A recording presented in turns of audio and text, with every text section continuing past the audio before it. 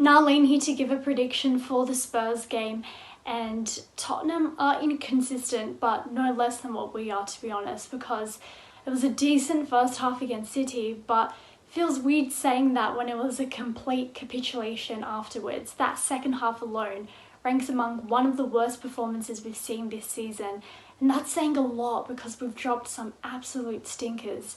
But I guess a boost for this game is that we actually have some strikers up front. But the main thing for me is having Champions League Varane back, because Kane and Son being in such good form, it makes me even more worried. The least these guys can do at this point is just put in a bit of effort after an embarrassing performance. I'm leaning towards a draw, but for the sake of positivity, I'm going to go with a 2-1 win. Hi, I'm Solo from the Man United Agenda, and I'm here to give you my score prediction for Man United versus Spurs today. I'm going to go for Manchester United 2-1 win. We need to get this victory. Spurs are sitting at the moment 7th in the league. We're sitting 5th in the league at the moment. And if we do get this victory, it gives us a better chance of qualifying for Champions League, and it also gives Spurs a disadvantage going into the final 9 games of the season. This will be the first time both managers have met in the Premier League. Conte seems like he's got Spurs with a momentum. The good thing with Spurs is they win one, they lose one, they win one, they lose one. So I'm hoping today will be the day that they actually lose to us. Cristiano Ronaldo hopefully is fit, raring to go. I'm looking out for Jadon Sancho as well to see what he can provide on the width. Rashford, hopefully he can come back into the squad. He might get a start today and prove to all the doubters that he's still got the ability to be a top player in the Premier League. So from me, from the Man United Agenda, I'm going to go for a Man United 2-1 victory. Come on, you Reds. Ross Murphy and my Paddock matchday prediction as Manchester United play Tottenham Hotspur at Old Trafford. It's been a really tough week for Manchester United after last weekend's disastrous and embarrassing result against our Manchester rivals Manchester City.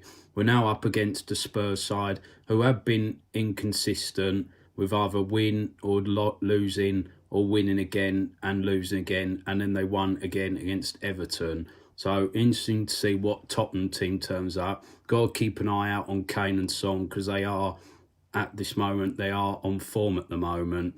Manchester United, it's up to them to try and come back from that result against City and show a bit of a more reaction, and hopefully we still keep on fighting for top 4. My score prediction for the game, I'm hoping for a 3-1 Manchester United win. Make sure you like, share and subscribe to Stretford Paddock, and as always, come on United. Back again for another prediction against Spurs. Either game tonight, we always say that, but you just never know what United come up with on the day. So I'm going for 2-1 win to United. Up the way and up to Paddock. Luke here for Stretford Paddock with Spurs visiting Old Trafford. Now, there's so many variables for this one. It's going to be a really hard one to call. I think Spurs at the moment, consistently inconsistent. Win one, lose one. They've just won one, so fingers crossed that continues. And then there's United. Do we actually still have the stomach for this anymore? Or have we fully thrown the league in the bin? 2-1 for United. Bruno Fernandes to remind us all of his class in a man of the match performance. Hi guys, Liam here coming in with my prediction for the Stretford Paddock matchday Watchalong against Tottenham. We've got two of the most hard to read teams coming up against each other this game. Obviously you've got Tottenham and United, who both often during the same week can look brilliant and also awful. So it's a tough game to call. In terms of the team news, at the time of me recording this, I'm not sure what the striker availability is. There's still question marks over both Ronaldo and Cavani.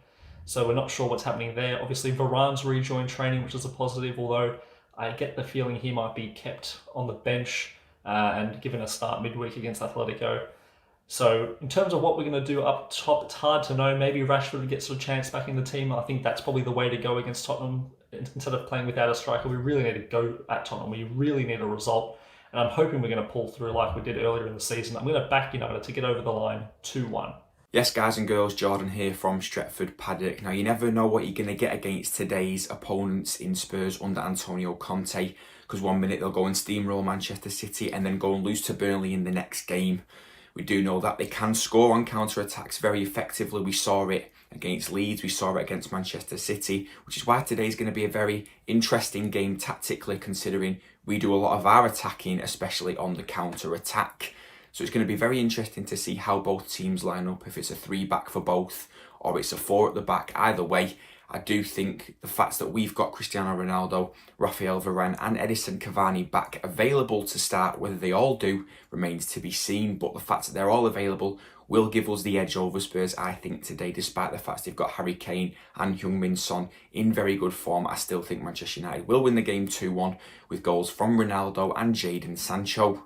Paddock match day, Notch here, and here we are with another chance to avoid a 6-1 defeat at home against Spurs. By the sounds of it, we'll have no De Gea, no Bruno, no McTominay, no Shaw, and the way it's going, probably not even El Vivador. For me, this calls for original Matador. Would actually be refreshing to see Juan the squad daddy in the middle of the park linking up, you know, instead of constantly being played when he has out on the right, as he has for 8 years. Let's just hope they start the game alert and actually put up a fight, and maybe we can sneak a 2-1. Shout out also to Paddock FC in the Rhodes Cup semi-final today. We'll have known the result by now, but whichever way it's gone, thanks as always for the entertainment. Trust the Notchster.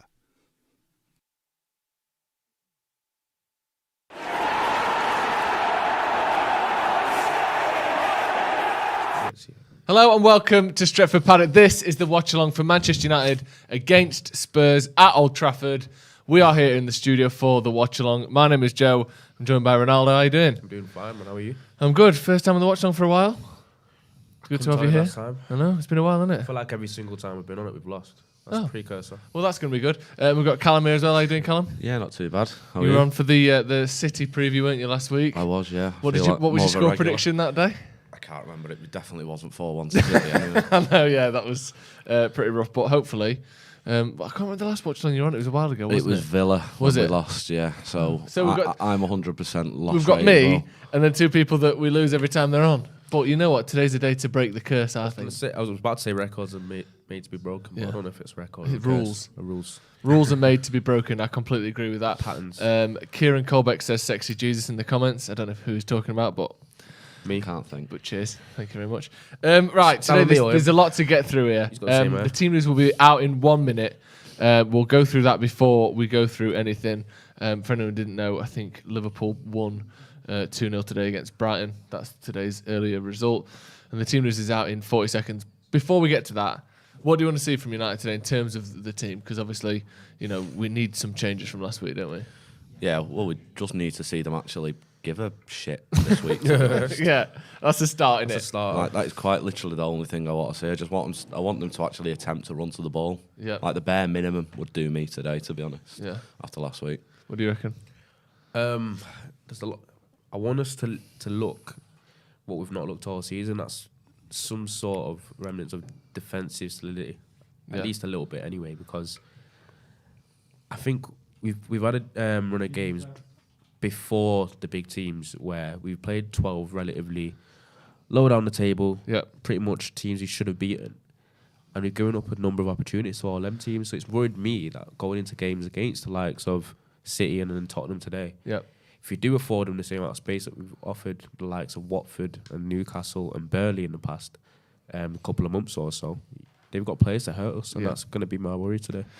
Here is the Manchester United team straight away there with the graphic. I'll go through it quickly. We've got David De Gea, Diogo Dalot, Varane, Maguire and Telles. A midfield three of Matic, Fred and Pogba, so no Bruno Fernandes. And then a front three of Rashford, Sancho and Ronaldo. First reaction to that, Ronaldo, before we sort of carry on. No Bruno. Yeah. Hasn't arrived at Old Trafford apparently. There have been some people that have been looking to see what United will look like without Bruno actually, because he's not been in great form. He might have threw in a couple of assists and goals here and there, but in his general play, he's been quite frustrating recently. Yeah. So it's going to be interesting to see how that looks.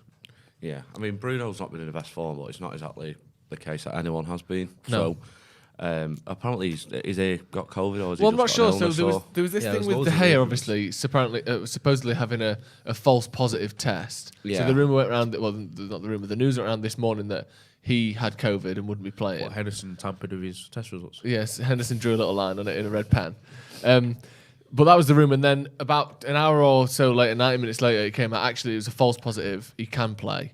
But then there's more things going around that, there's some weird COVID things happening at the club. But this is pretty much a full-strength team, but no Bruno Fernandes. So I'm sure Rangnick will give some update on it when he gets interviewed before the game. But it's kind of an interesting position here where, basically, as far as I can see, the only player that would usually be in the squad that isn't is Bruno Fernandes. Cavani back on the bench, as you can see there. But other than that, am I missing anyone obvious that would usually be playing? I think it looks like it's just Bruno to me. So, interesting team there. Cavani back on the bench. Yeah. He's decided to play today. Yeah, he's decided to be arsed today. I know he did score last time he did play Tottenham. Is Shaw ill?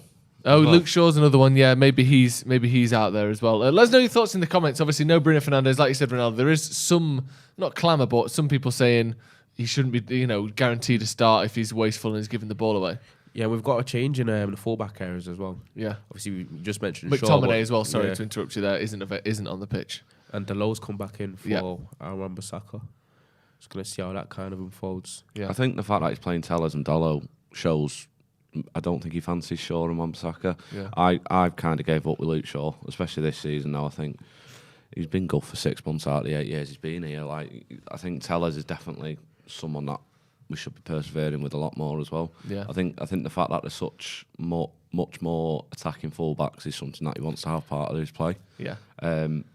Whether Delow's good enough, I don't know, but I think he's obviously got some really good stats recently since Rangnick came in. So, like I say, I think it's just part of how he wants to play, and the fact that they're both attacking fast fullbacks is something a bit different. To be fair, I'm not surprised actually with the Wan-Bissaka dismissal out of this lineup anyway, because he was shocking against City. Yeah, he didn't do anything good at all, did he? He was so bad. There was nothing, even in the first half when we didn't look quite as bad, he just was so ineffective, and then second half, disastrous. Because he gets told, he's meant to be this amazing defender, but it's just literally only one facet of defending he's good at. Yeah. And then against City, just looked like they purposely targeted him. Oh yeah. I remember watching that game and thinking, we've got Tellers on the other side. I believe it was Tellers. Yeah, it was. And then I thought City would look at Tellers as being a bit weaker defensively than Wan-Bissaka, but Pep's obviously seen something in him that thought Wan-Bissaka switches off. He's quite often out of position. He gets caught at the back post. Yeah. He doesn't track runners off him when 1-2s. And 1-on-1 is great, but 1-on-2, he's so easy to get he back. hasn't got the brain for it, has he? I don't think. No, he don't read the game well enough. I don't know. And then on the ball, he was just running the ball out of play. Yeah. And giving it away. I was like, nah, definitely got to bring Delo in today. You know what? Both of them haven't really set the world alight. Delo's been getting praised because he actually has been better than Wan-Bissaka has been. Yeah. Without being amazing himself. But I think that's an issue in itself, though. He's getting praised for being better than someone who has been awful. Yeah. So it's not, it's not exactly, like Ronaldo said, he's not setting the world alight at all. He's just being slightly better than our other right back. That's been the case throughout the squad this season, I think. Well, it's very rare that there's not really anyone that's been exceptional. It's just that, are you slightly better than the person that is bad this season? Like Tellez, he's not been great, but he's been better than Shaw. And like that midfield, that centre-back trio, I think Varane's been probably a step up, and maybe Lindelof's been better than Maguire, but none of them have been amazing, I don't think. Varane, obviously, the most consistent, but Lindelof had an absolute stinker against City. Yeah, he did. And Varane's had, and Maguire has had tons of stinkers. De Gea, again, great shot stopper, but doesn't come off his line very well. I don't know, it just feels like you're playing because the person who would play instead is so shit that will let you have a game. We get another Matic cameo. Yeah, Matic instead of McTominay. McTominay. We get to see if you can put in one of his coveted prototypical CDM performances that we quite often missing in this team.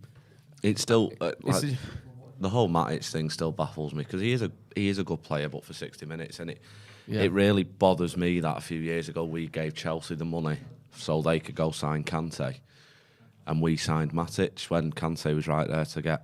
I just think he's so getting on now, and his legs are so old, and he like say he can't play 2-3 games. That sums up the United versus everyone else transfer model. We don't have one. Everyone else seems to be a step ahead, and you know what it is? It's these incremental bad decisions that are setting us further and further and further back behind than everyone else. And I think it's decisions we made 5 years ago that are catching up now, and it's it's carrying on that way. So now we're thinking that there's going to be some sort of quick fix. I don't think there is. It doesn't seem to work like that, does it? No. That's why I think, as we've mentioned, the next manager choice, it's going to be huge. This is going to be a huge summer for United. Yeah, definitely. Looking at that midfield then, obviously, no Bruno. We've said about Matic. It's weird because I always think this is Matic. He won't play for 3-4 weeks, and then he'll play 3 games in 2 weeks. And he came on against Atletico. He started against Watford, didn't he? Was it Watford? Yeah. He did start. He started against Watford, and then he misses 1 game, but now he's starting again. And then he won't play for a month. He has these little clusters of games where he's like, right, let's get you fit. 2 or 3 games, out again. Like, hopefully we'll get a good performance out of him. Fred and Pogba. Do you think that midfield's got a bit of balance to it? Because obviously I like McTominay, Pogba and Bruno as a 3. I don't think it's great, but I think it's probably our best 3 when they're all fit. But that looks to me like a midfield with some obvious balance. Matic as the anchor, Fred as the runner, and Pogba with a bit of quality. Yeah. It's more balanced, even if it doesn't quite have the overall quality. It's quite a physical midfield. Yeah, it is. Well, which will be quite important because, if anything, Tottenham are pretty decent from attacking set pieces, and that could be a factor. But I just think in general, we occasionally look quite lightweight in there when you've got Pogba and Bruno playing, especially in big games.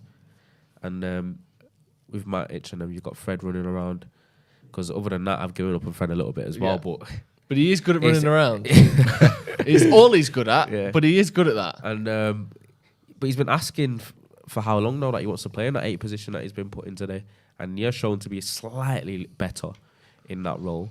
And I think another thing we haven't spoke about, other than the midfield, is obviously Ronaldo returning up front. Yeah. And then we've got Rashford shooed back in. Yeah. Well, Jay mentioned this the other day on the preview, and he was talking about, it wasn't say he caves, but I think he said something like, Rangnick doesn't seem to like hostility and arguments. And obviously, I know he's got rid of Martial, and I know he's come out and said these things. We'll talk about Rashford in a minute, the quote about him, and the extended quote, which actually puts into a lot more context.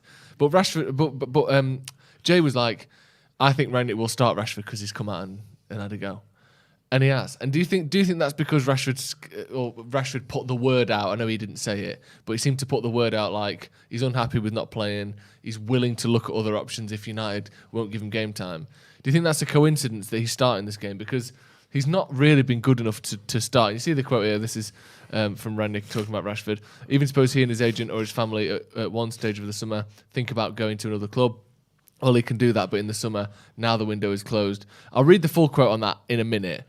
Do you think because he's not kicked off, but there's been a bit of like, I want to play more, do you think that's why he's playing? Or do you think it's because of his performances? Because he's not been good, has he? No. I mean, it could be quite possibly, I guess. I don't think it's... I think the whole moaning about this coming out that he's looking elsewhere was a bit surprising from Rashford, to be honest, because I never expected it. But if he's coming out and saying this kind of thing, why? Because his performances this season as a whole do not warrant him being anywhere near a red shirt. I honestly don't find it surprising. That just sums up the personalities at the club and the kind of culture that it's set. Not surprising that he's playing? No, I don't think it's surprising that he's come out with those kind of statements saying that he would want to leave.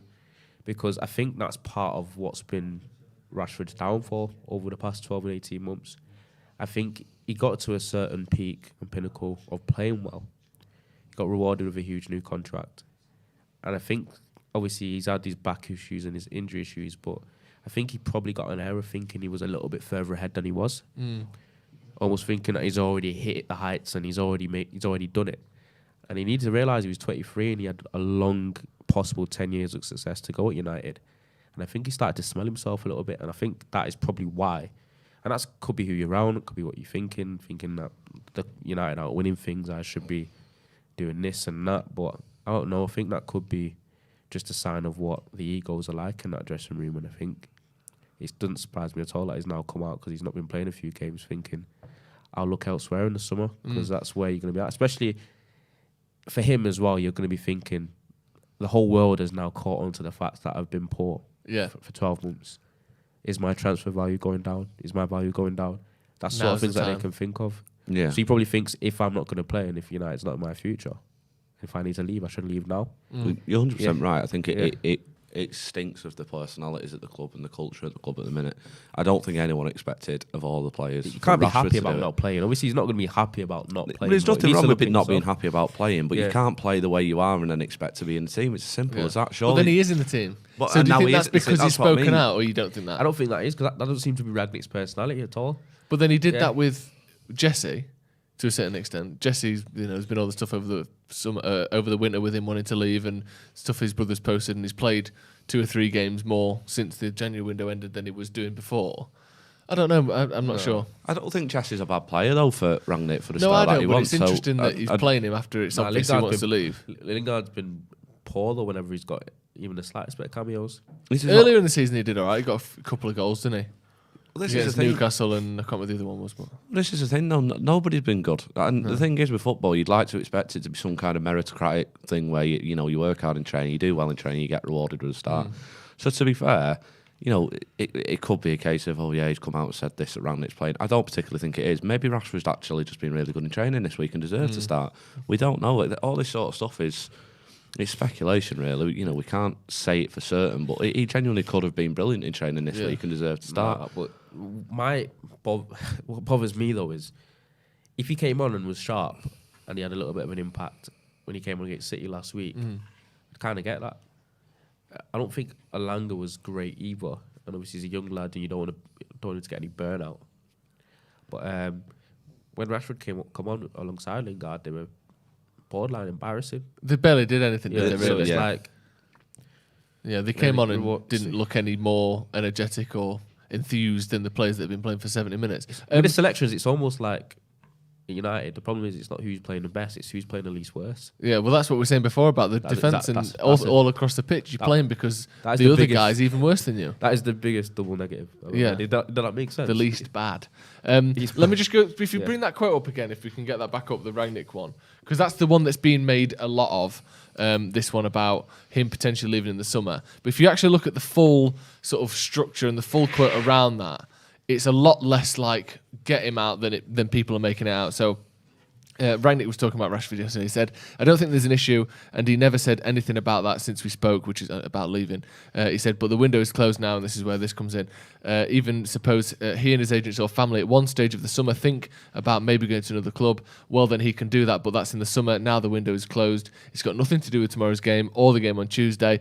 And this is the bit that was left out of the headlines and all that, because obviously they would do, because they want the big story.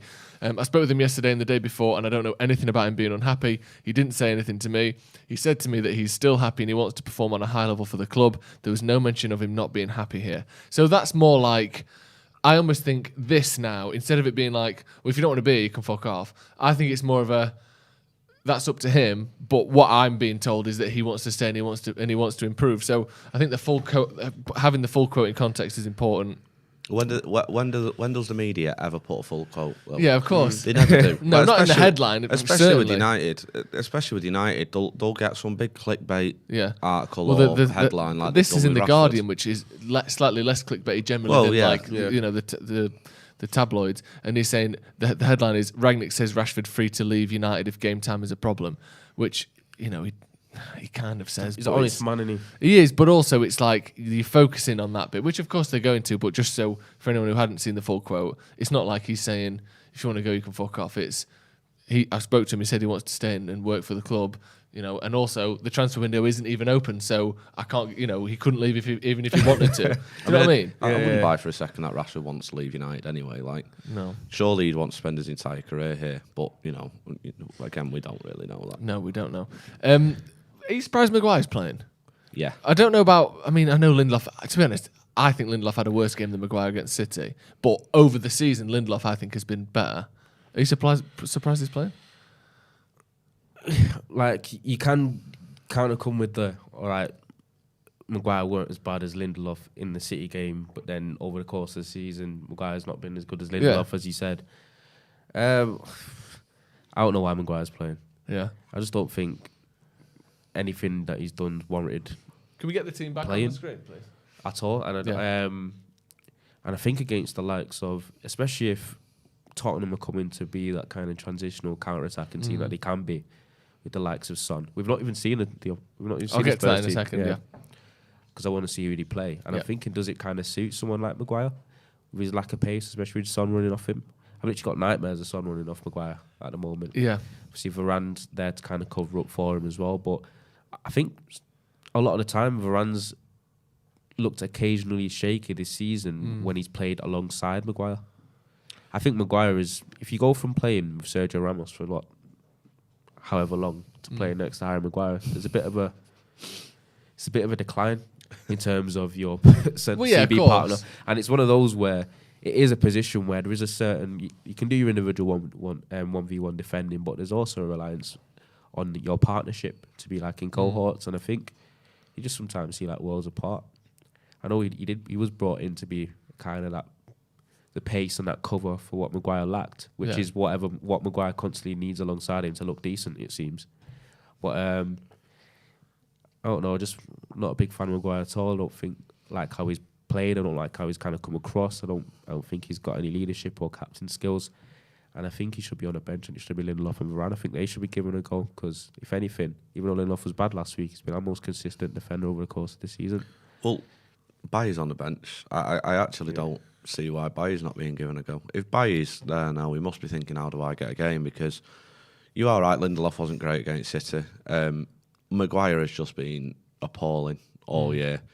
So if I'm Bailly, I know he's made a glass a lot of the time, but you'd like to think he'd get a little bit of a shout, especially next to Varane. But it's almost like with it's almost like with Bailly that the multiple managers seem to think, I'd rather have a 6.5 out of 10 every week from Lindelof than an 8 out of 10 from Bailly, and then we can't play you for 2 weeks, or 3 out of 10 in a row. Then it's gone for a month. Because they can't have a solid partnership built with him because of his injury It's so hard problems. to ever put him high up the pecking order, because you might get a partnership, but then when he gets injured, then you have to bring a cold Lindelof off the bench or a cold Maguire off the bench, and they might be even worse than they are now. Like, it's just him being so unfit all the time just hinders it massively, doesn't it? People asking about Bruno. I don't know exactly what's wrong with him. He's ill, apparently. I don't know if that's a COVID thing or if that's just another. Obviously, there's more than, like you were saying earlier. It's not just COVID in the world, but generally speaking, that seems to be why players don't play through illness at the moment. So I'm not sure. Hopefully, we'll find out about that. Sam with the super chat says, "I think Ralph could be saying, you think you should play more. Here's your chance to prove it." I mean, that's one way of doing it, isn't it? Saying to Rashford, "Go on then." Yeah. Well, you said it. Prove it. And I suppose for some people, these are some of the most competitive people on the planet. For some people, that type of motivation might work. Like, rather than, no, you've been shit sit on the bench, it's, all right, then you're so good, fucking show me. Do you think that could be what he's doing? Listen, as United fans, we're hoping he comes out and scores a hat-trick. Yeah, of course. Go on, but we want the best Rashford. Go on, that's That's what I mean. There's nothing wrong with trying to motivate him like that, I guess, is it? But you'd like to hope at some stage, some of these players' form has got to turn around, because they can't keep playing like this. So you'd like to think at some stage, like Rashford might come out today and put in a 10 out of 10 performance and go score 3 goals. Like, we don't know. Or he could have another stinker, and then we're starting to think, wow, something really is going on. I genuinely believe something is a little bit off with Rashford at the moment. What do you think? What do you put it down to? Just that he's believed his own hype a little bit? I don't know. I feel like I have no idea. It could be alongside the fact that the club's not been in the greatest state. It's not been the easiest environment to perform in as well. But I don't know. People are kind of responsible for their own individual performances. And things could be not going right for you, but the least that you could look for is an effort and an attitude and application thing. And I think that's also what's been lacking. If things aren't going your way, you're not playing well, your step over's not coming off, your shift and shoot's not coming off, you're hooking it with your left, you're hooking it with your right, you're not finding space, you're not getting a clean contact and things. There's stuff that obviously can change over time, and sometimes your form's just not there. But like, effort should be just a given, should be paramount. And I think if you are in that state, the least you can do is work hard, and then maybe things will come off for you. Do you think he's worried about the injury stuff still? Nah, I don't think it is that, because he's how long removed from the injuries is he? Because I don't know how long we can use that as an excuse. Well, no. I mean, if it is, if it is still that, then at some point it's a worry for his whole career rather than just short term, isn't it? If he's still injured, I've just seen too much about poor body language from him and slouchy shoulders and kind of throwing his hands in his hair, walking back. your form's not going to improve doing that. Yeah, no, Do you know what definitely. I mean? Gary Neville tweeted earlier, it's, worth mentioning, talking about the Rashford situation, saying, number one, it's a failure for United's football department if he leaves, as in we get worse if he goes. He said it's a poor look for Rashford if he can't get his form form right enough to break into this team, because like we said before, all you have to do is be less shit than the other guy, and generally speaking, that's not that hard in this team. He said Rashford and the team would be naive to think his off-the-pitch voice will carry without the United badge, so it's lose-lose if he goes. Just on that, it's not, obviously from a football perspective, not as important. But do you think he has to consider that, Rashford? Because obviously he has got a much bigger off the pitch voice than a lot of players, certainly English players. Do you think he has to think of, like, if he goes to another club, or if he goes to Real Madrid, that side of his personality and his actual personality won't be listened to as much as it does when he's at United? Do you think he has to consider that as his brand, all that stuff?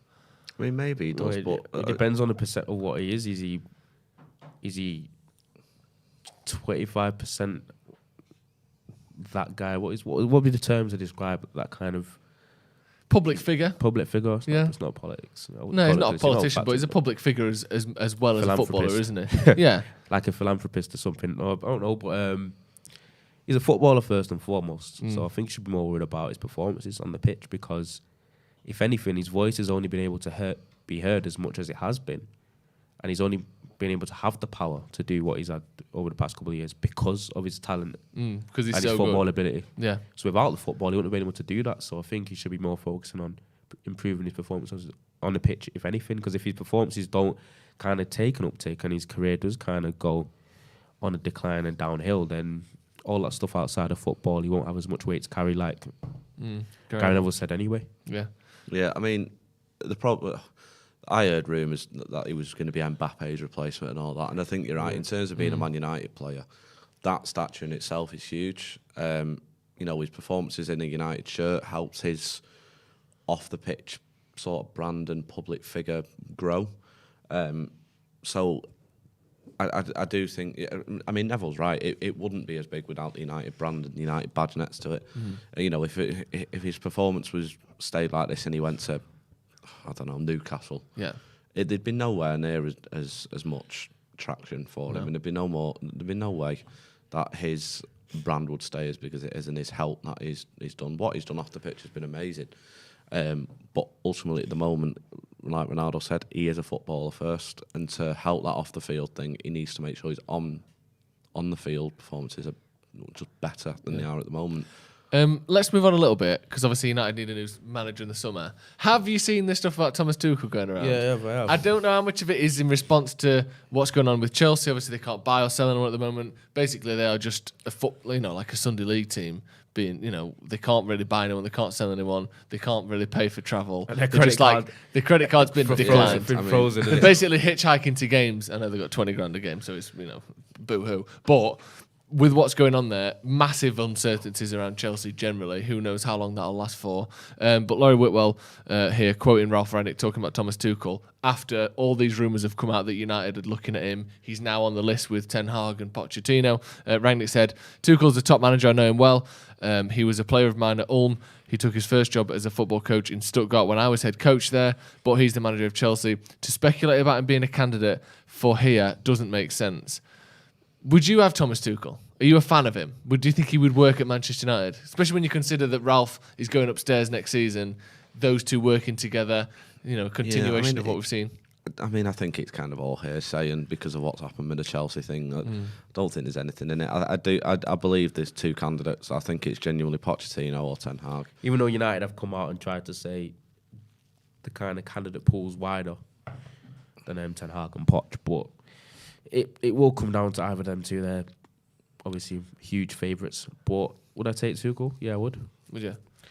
I would. Obviously, would he bring that system of like 3-5-2 or is that 3-4-3 that he does play? Do we have the team? Do we have the players and personnel to play that? Probably not. Maybe. Who knows? But I think Tuchel would be someone, if he was available, that would shoot up right into that kind of top three in terms of... Would you take him over the other two? I'd 120% take him over Poch. Yeah. I don't get this thing with Pochettino. I really don't get this obsession with him. I know he did well with Spurs. I know he sort of helped them grow and things like that. But I do not understand this obsession with some fans that they want Pochettino. When you've got the likes of Erik ten Hag there, who's a brilliant coach, what he's done with Ajax, yeah, I get it's Ajax, it's Holland, all that. But Pochettino has got all these players at PSG and can't get past the last 16. He finished third in a 2-horse title race. He should have won it the other year, and he didn't. That Champions League final performance against Liverpool was disgraceful. Yeah, it was awful. He seems to just not be able to get to that next stage. And I think now I think it was quite well known it was Woodward that wanted Pochettino. Yeah. Now Woodward's gone. When you've got Ten Hag possibly available, you've got to go all out. Because the problem is someone's going to get him. Somebody I could see like Real Madrid getting him maybe after Ancelotti goes. Or I actually think Ten Hag is Pep's perfect replacement. Yeah. Which is why United need to act, because I genuinely think if Pep was to leave in the next couple of years, I think it's confirmed that like if we go for Poch, this is how it's going to go. If we go for Poch this summer, I reckon Ten Hag likely maybe does stay at Ajax for another season. I think he does. Pep leaves at the end of next season, and then he goes to City. Yeah. And then their kind of carousel of dominance continues, and then we'll see Ten Hag go on to have great success, and then we'll be like, oh, what could have been, as usual. I know obviously they've got Nagelsmann who's young, but he strikes me as someone who could be like a Bayern Munich manager, Ten Hag. Yeah. He's got that like very strict playing style, just dominant. It would work really well with good teams. That's why I think it would make sense for him to go to City. Yeah. I think it makes sense for him to go to City because his style works well with good players. This is the thing with Ten Hag, though. United, I mean, the biggest problem that we have, especially as a fan base sometimes, not us three, I'm sure, but especially online, there's no patience in, and I think with Ten Hag, we'd need to give him that because the team would be nowhere near what Ten Hag would want right now, I don't think. I think he'd probably want to bring in a good few new personnel with Ten Hag, and so we'd have to be patient with him. We really would. But I think the opportunity is there, and it's too good. I mean, Howson said it in one of his videos, but I genuinely think what will happen this summer is they will go for Pochettino and go all out for Rice. And I think that would be a very big mistake for United. And I think knowing our board, I'm hoping, the likes of John Murtough and Darren Fletcher will help remove these mistakes. But I have no reason to trust the board after the last 17 years. And I genuinely think they will. They'll go for Pochettino, they'll get Rice, and they'll blow the transfer budget, and that'll be that. Just as a point, someone's mentioned in the comments, and I don't know if I'll have missed it by now, but someone said Ten Hag has done the same as Frank de Boer, who obviously hasn't gone on to be a top manager in the world, but did win 4 Eredivisie titles in a row with Ajax at the turn of the 2010s. I know you said before, and obviously it's clear that his biggest unknown is the fact he's only ever managed in what is generally considered to be a sort of second-tier league. Not third or fourth tier, but it's a second-tier league. Does that concern you? Because we've seen people like Laurent Blanc win, I think, 3 back-to-back titles with PSG. He's now working in Qatar, I think. Frank de Boer, who won 4 back-to-back titles with Ajax, is now, what's he doing now? How did he do in managing the League, Netherlands, which is obviously a good job, but he went Palace and how did he do in the Atalanta. Champions League, Frank de Boer? I don't know. I could have a look into that. I don't think they got to a semi-final, which is obviously exactly. I think that's the point. I mean, did he constantly rebuild his squad year in year out and still maintain the same level of quality? I mean, Ajax were just unfortunate to not make that final. Really, I think they would have beat. He was the first ever manager to win 4 Dutch leagues in a row, which is obviously exceptional. Sorry to interrupt you there, Karen.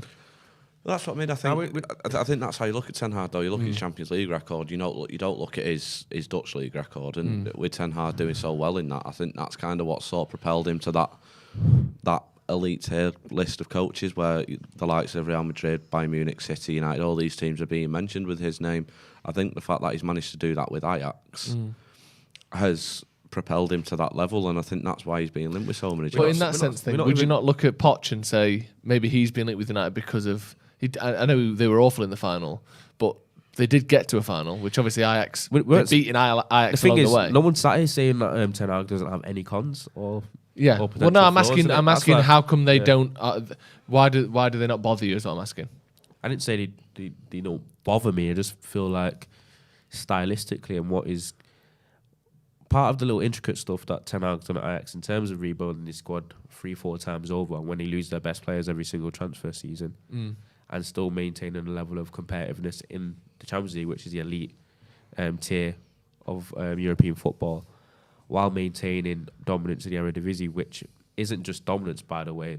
It's like and also it's like scoring 75 goals, conceding 5, level of dominance. And just to the point of the 4 in a row. Sorry, this will be Ten Hag's 3rd title, I think. But the one during COVID, they scrapped the league and they were like points clear. So he would have won 4 in a row if it weren't for that. Sorry.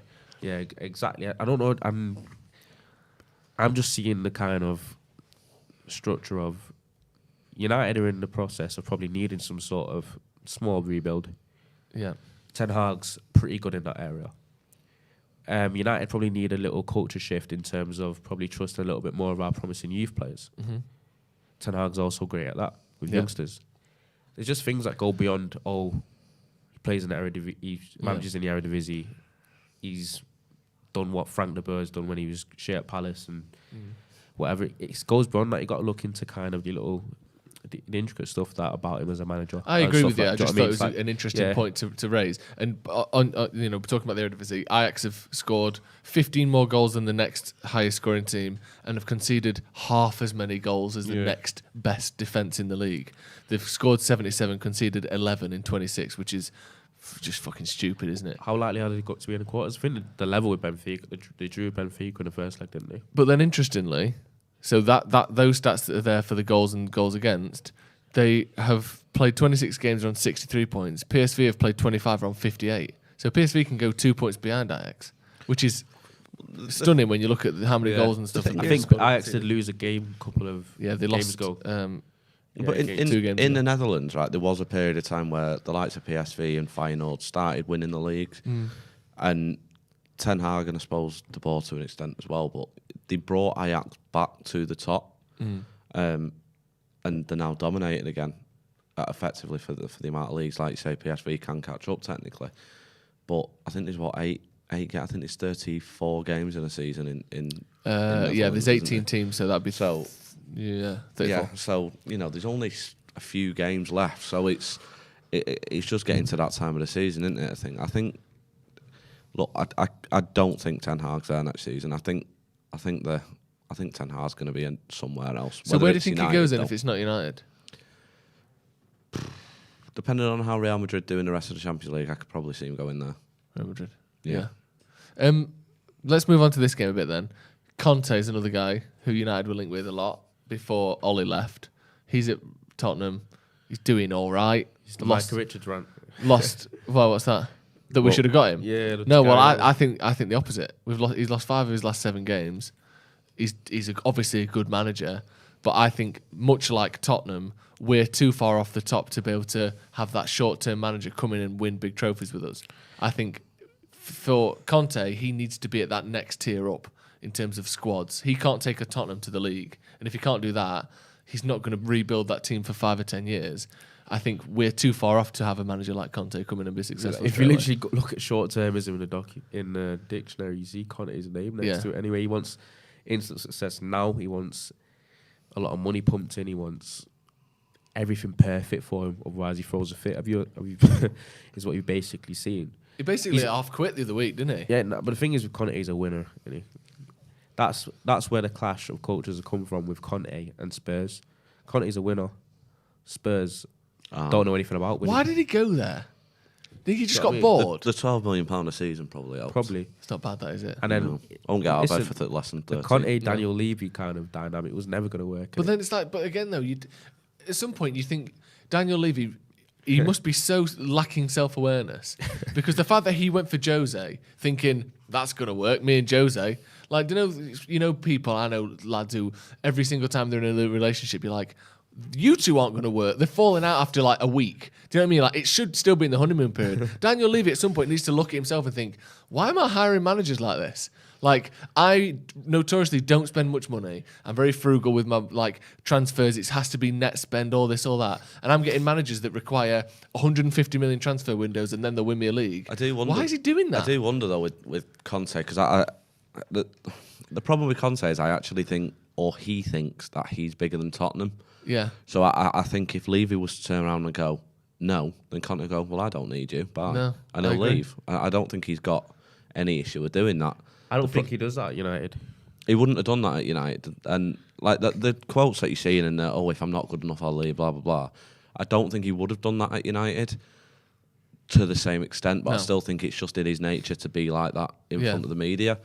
I never wanted Conte. I think there's a very common denominator with Conte in United, that the only people that say Conte should have gone to United are TalkSport and people that never played for United in the past.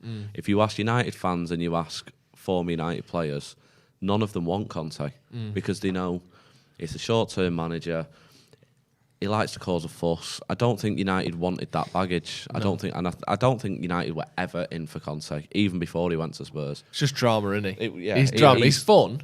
And like Jose, he's box office and he's successful and he's fun, but he's drama. And United have got enough fucking drama going on off the pitch already to add him into it. I think we need someone who's more stable than Conte. Yeah, I don't think Conte would have been stable. It does amaze me how bad this season has actually gone. When you sit and think about it, like the Leeds game feels so long ago now. The Old Trafford game. Yeah, with Newcastle when Ronaldo came back. It just feels like it was a different season. Now we're talking about Conte possibly being our manager and Rashford leaving, and nobody would have thought this 6-7 months ago. I don't think. Yeah, imagine saying at the end of last season, Rashford, Shaw, and Maguire will all be out of the team like next season.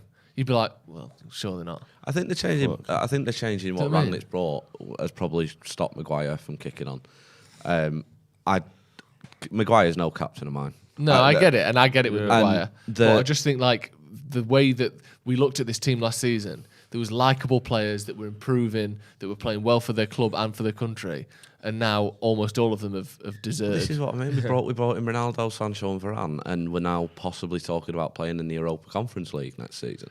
Funny, isn't it? It's Should we go through Tottenham's team? Because I'm getting depressed here. ECL. Yeah, the ECL.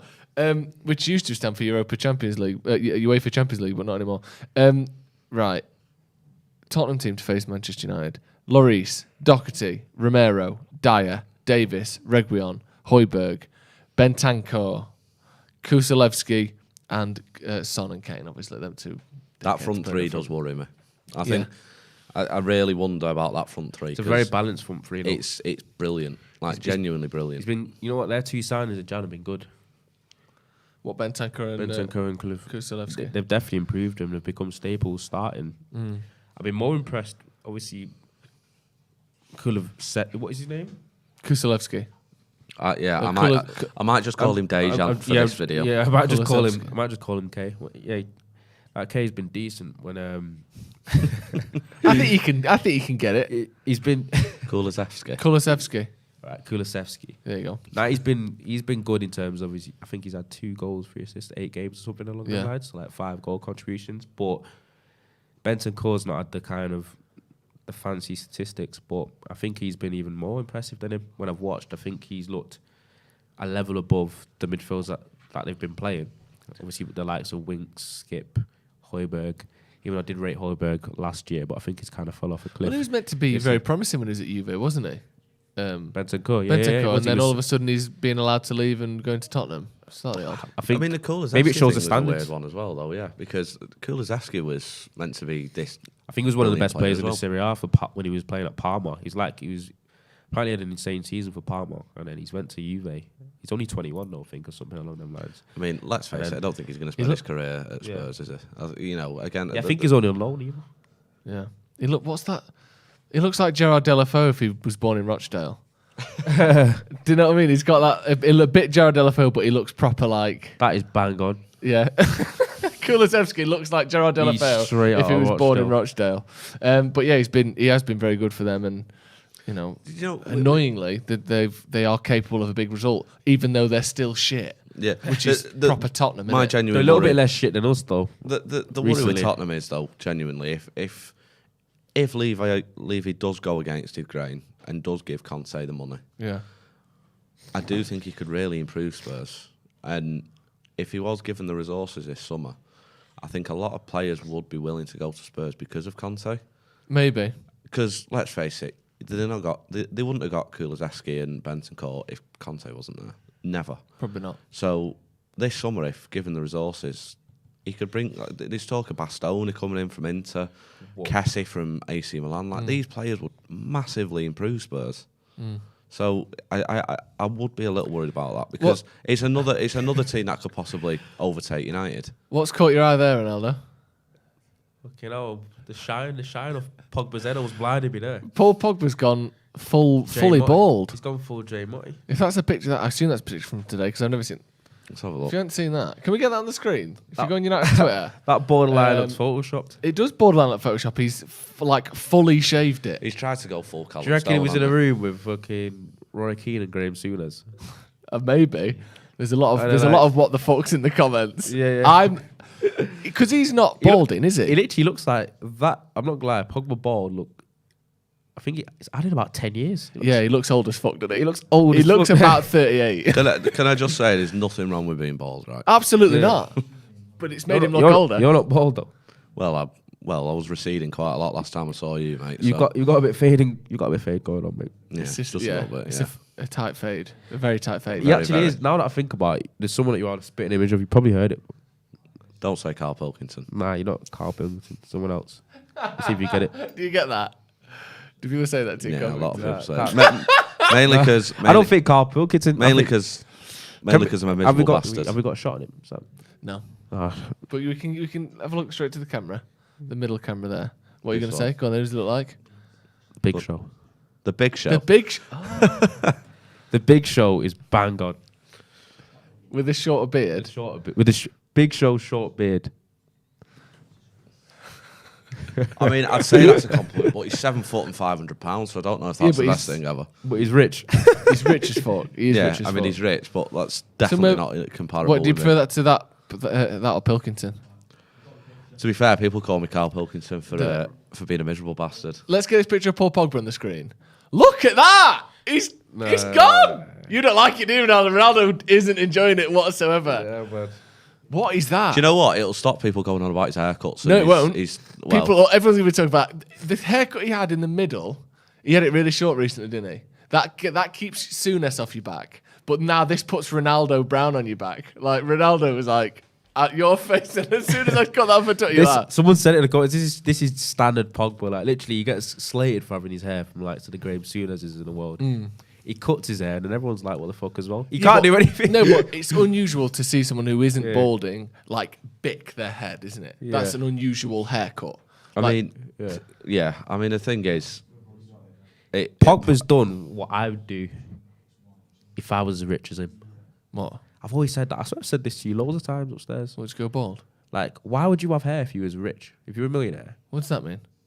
Why would you have hair if you were rich? If I was rich, I'd do absolutely anything to get a hair transplant. Just to sort what do you out mean? my Why would you hairline. have hair if you were rich? Explain that to me. Obviously, I don't know if it might be different for me, but hair can be such a burden and a hassle to maintain. But, like, it's an appearance thing, isn't it? Yeah. Just to feel good. If I was a millionaire and you just don't give a fuck, I'd just cut it off. So you don't need the Just hair be to bald. be attractive because you've got the money to make you attractive and there's that, have that and stature. just that fact of fuck it, I'm rich. I mean, I get the logic, to be fair. But you'd go the other way. You'd be paying for the hair transplant. Yeah, I'd be getting I'd be going full Conte. Full mate. Conte. So me and you swap. Yeah, go for it. I'll have that, and then I think you suit it a little bit more than me.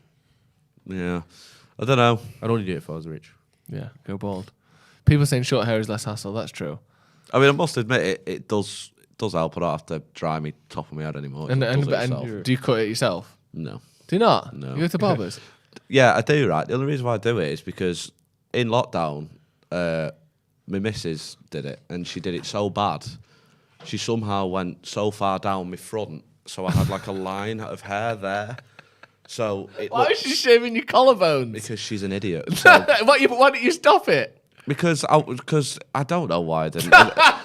You fell asleep. Yeah, at the end of the day, if anything, it gave us a little bit of entertainment in a lockdown. That was useless. So Something to talk about after Yeah. being stuck inside for pretty a year. much. We got a chat from Mickey Nooms who's been a member for 10 months. Thank you very much.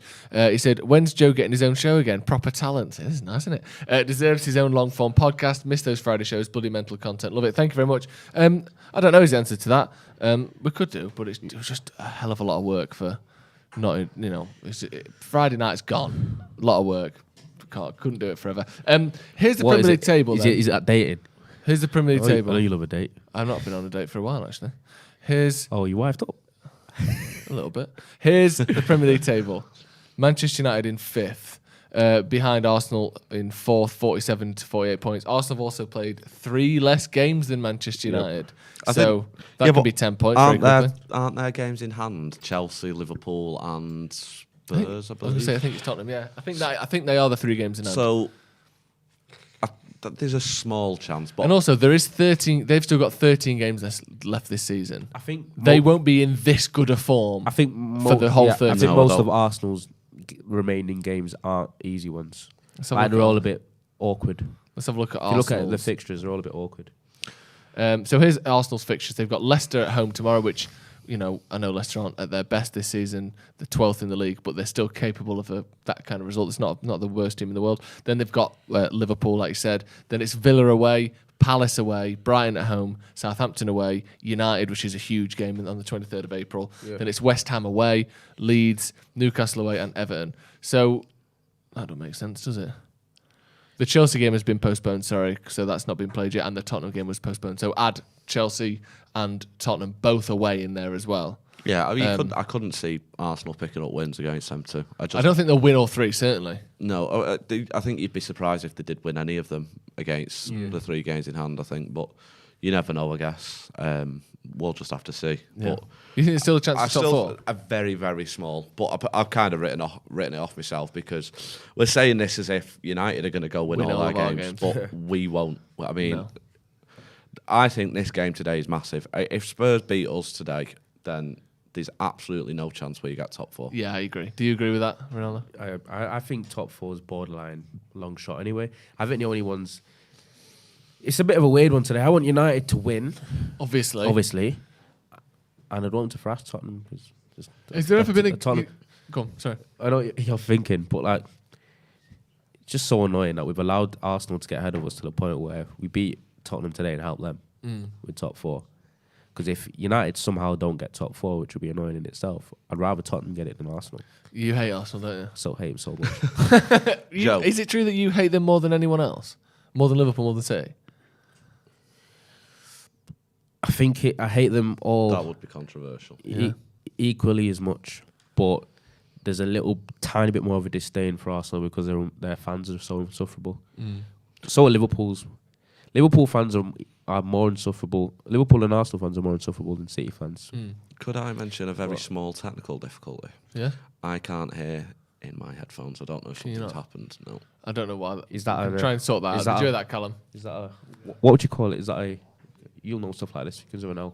I thought it was all 3 of us, but... Describe the function in your ears. The what? The function in your ears? Yeah. In it. Like if anything, wearing these is just making it worse. Because it's not coming through the mic. Someone will know in the comments. We can try and sort that. There might be just cables under the table. Possibly. Need a little jiggle about, so we'll try and sort that. 10 minutes to go. Can we get the team news back up on the screen when you've got a second, please? Let's have some score predictions then. Get your score predictions in the comments. I'll be going through them. Give me your score prediction and who you think will score the goals. Score prediction and scorers. Score prediction and scorers. I'll start with you, Callum. Give me a score prediction and scorers, please. I'll go 2-1 United. Yeah. I think Rashford will score today after what we spoke about before. I reckon he will maybe put in a slightly better performance than usual. So I think he'll bag, and I think I'd like to see Ronaldo back in the goals again today, just because he's not scored for ages. So I'll go Ronaldo, Rashford, and Kane will score for Spurs. Wait a second. What? Why on earth is Harry Maguire wearing Mercurials? Because he's skillful. He's fast and skillful. Give me a score prediction, Ronaldo. Prediction and scorers. My prediction is, I think it's going to be quite high scoring. Yeah. I think 3-2 United. Nice, I like that. It'd be a good game, that. I'd like that. Yeah, me too. 3-2 United, who's going to score? 3-2 United, I'm going to say Pogba, Sancho, and Ronaldo. Pogba, Sancho, Ronaldo, I like that. Let me get into some of the comments then before I give my prediction. 3-2 United, Son, Kane, Sancho, Ronaldo, Pogba. That's according to Kelly. 5-0 United, says Damo. Simon OP says 3-1 United, Ronaldo, Pogba and Fred, and Kane for them. A lot of people thinking Kane's going to score. Anton says it's a massive upset, 2-1 United. Bruno won't score today, says free gold. I agree with that. And then Richard says, "Isn't Maguire sponsored by Puma?" Which I thought he was as well. So that might not be Mercurials, unless he's changed his. Could have changed in the last 12 months. Oh yeah, he's sponsored by Puma. Yeah. He looked like he was wearing Mercurials. His boots look awful anyway. Paul Alexander, Larry Vogt says 2-1 United. Rashford and Sancho, Kane for them. Everyone thinks Kane's going to score. A lot of people thinking Rashford's going to score as well. I think they like your logic of he's come back in. Prove to me you're available. Prove to me you're good enough. It's weird though, isn't it? Because obviously I don't actually think. So when we played City, I don't actually think anyone was actually that confident. Whereas because it's Spurs, I think we are confident. We know Spurs are a good team. But because of it being them, I think everyone thinks we could actually win today. Because they're just as fragile as us, aren't they? I think they're actually quite team. similar to us in terms of a mentality at the minute. I think in terms of mental, I just think they're quite weak. Yeah, I think that's something because you saw it in the All or Nothing. They were so weak. They weren't aggressive enough, and I think that's what Conte wants to try and instill into them. Like with Bentancur coming in and with Højbjerg being there too, I think he'd love them to be just a bit of a bastard of a team. Yeah. But the thing is, it's so hard to bring that into a team, isn't it? That doesn't have it naturally. Like Jose tried it, and they were a bit better, but ultimately failed. United have had multiple managers try it with these players, and we've been better here and there, but ultimately failed. It's like you have to sort of stumble across a formula that works, or do the best that you can to get that formula going, and then hope that it sticks. Because it feels like whoever comes into this team isn't going to turn them all into winners. Because I know a lot of them have won things, but other than De Gea, have any of them won a league title with Manchester United? No. Like Ronaldo. Ronaldo, but not in this current spell. But it is insane to say that like this team have won things and put the quite weak-minded when we've got Varane at centre back. Varane, Ronaldo, Pogba. Like Pogba's won pretty much everything.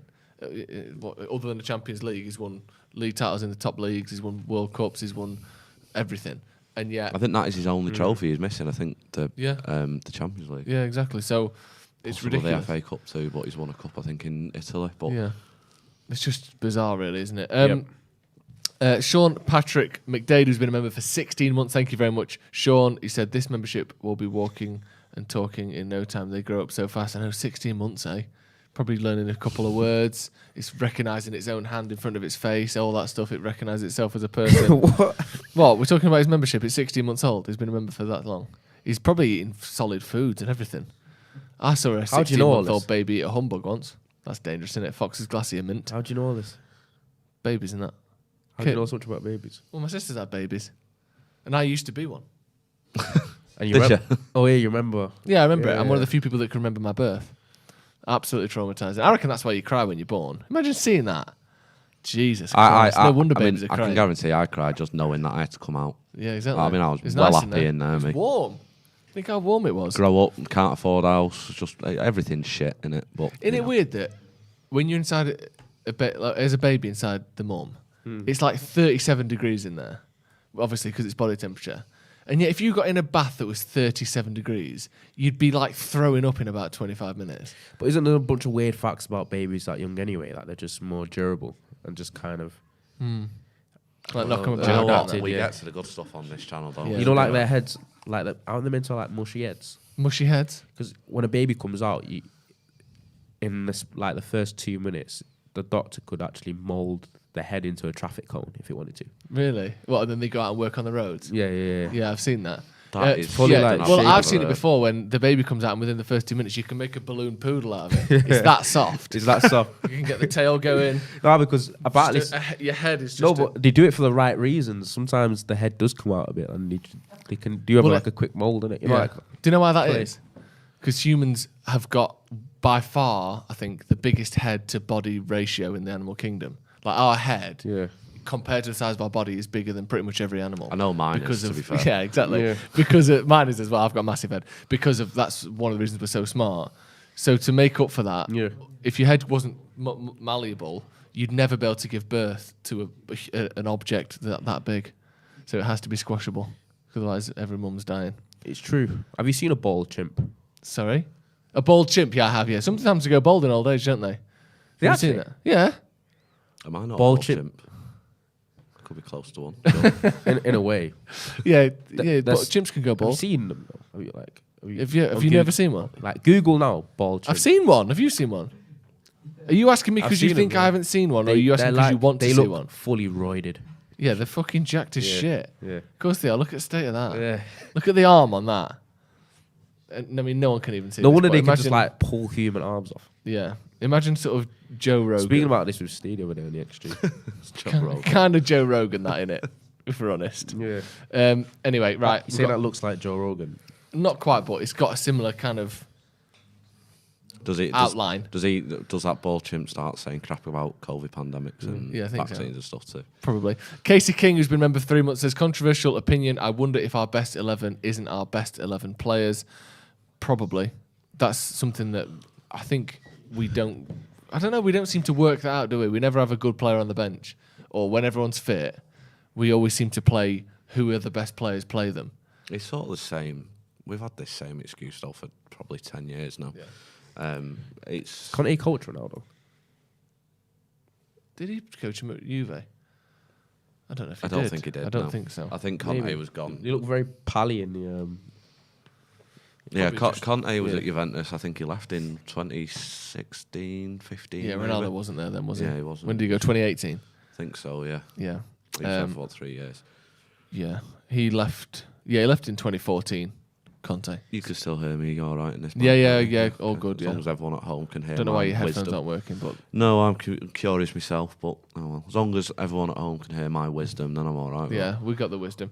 Can we get a bit of volume on the headphones, please? I think it might be you kicking the cables under there. There's a web of cables. The web of wires. The web of wires underneath. Give him another kick. See what happens.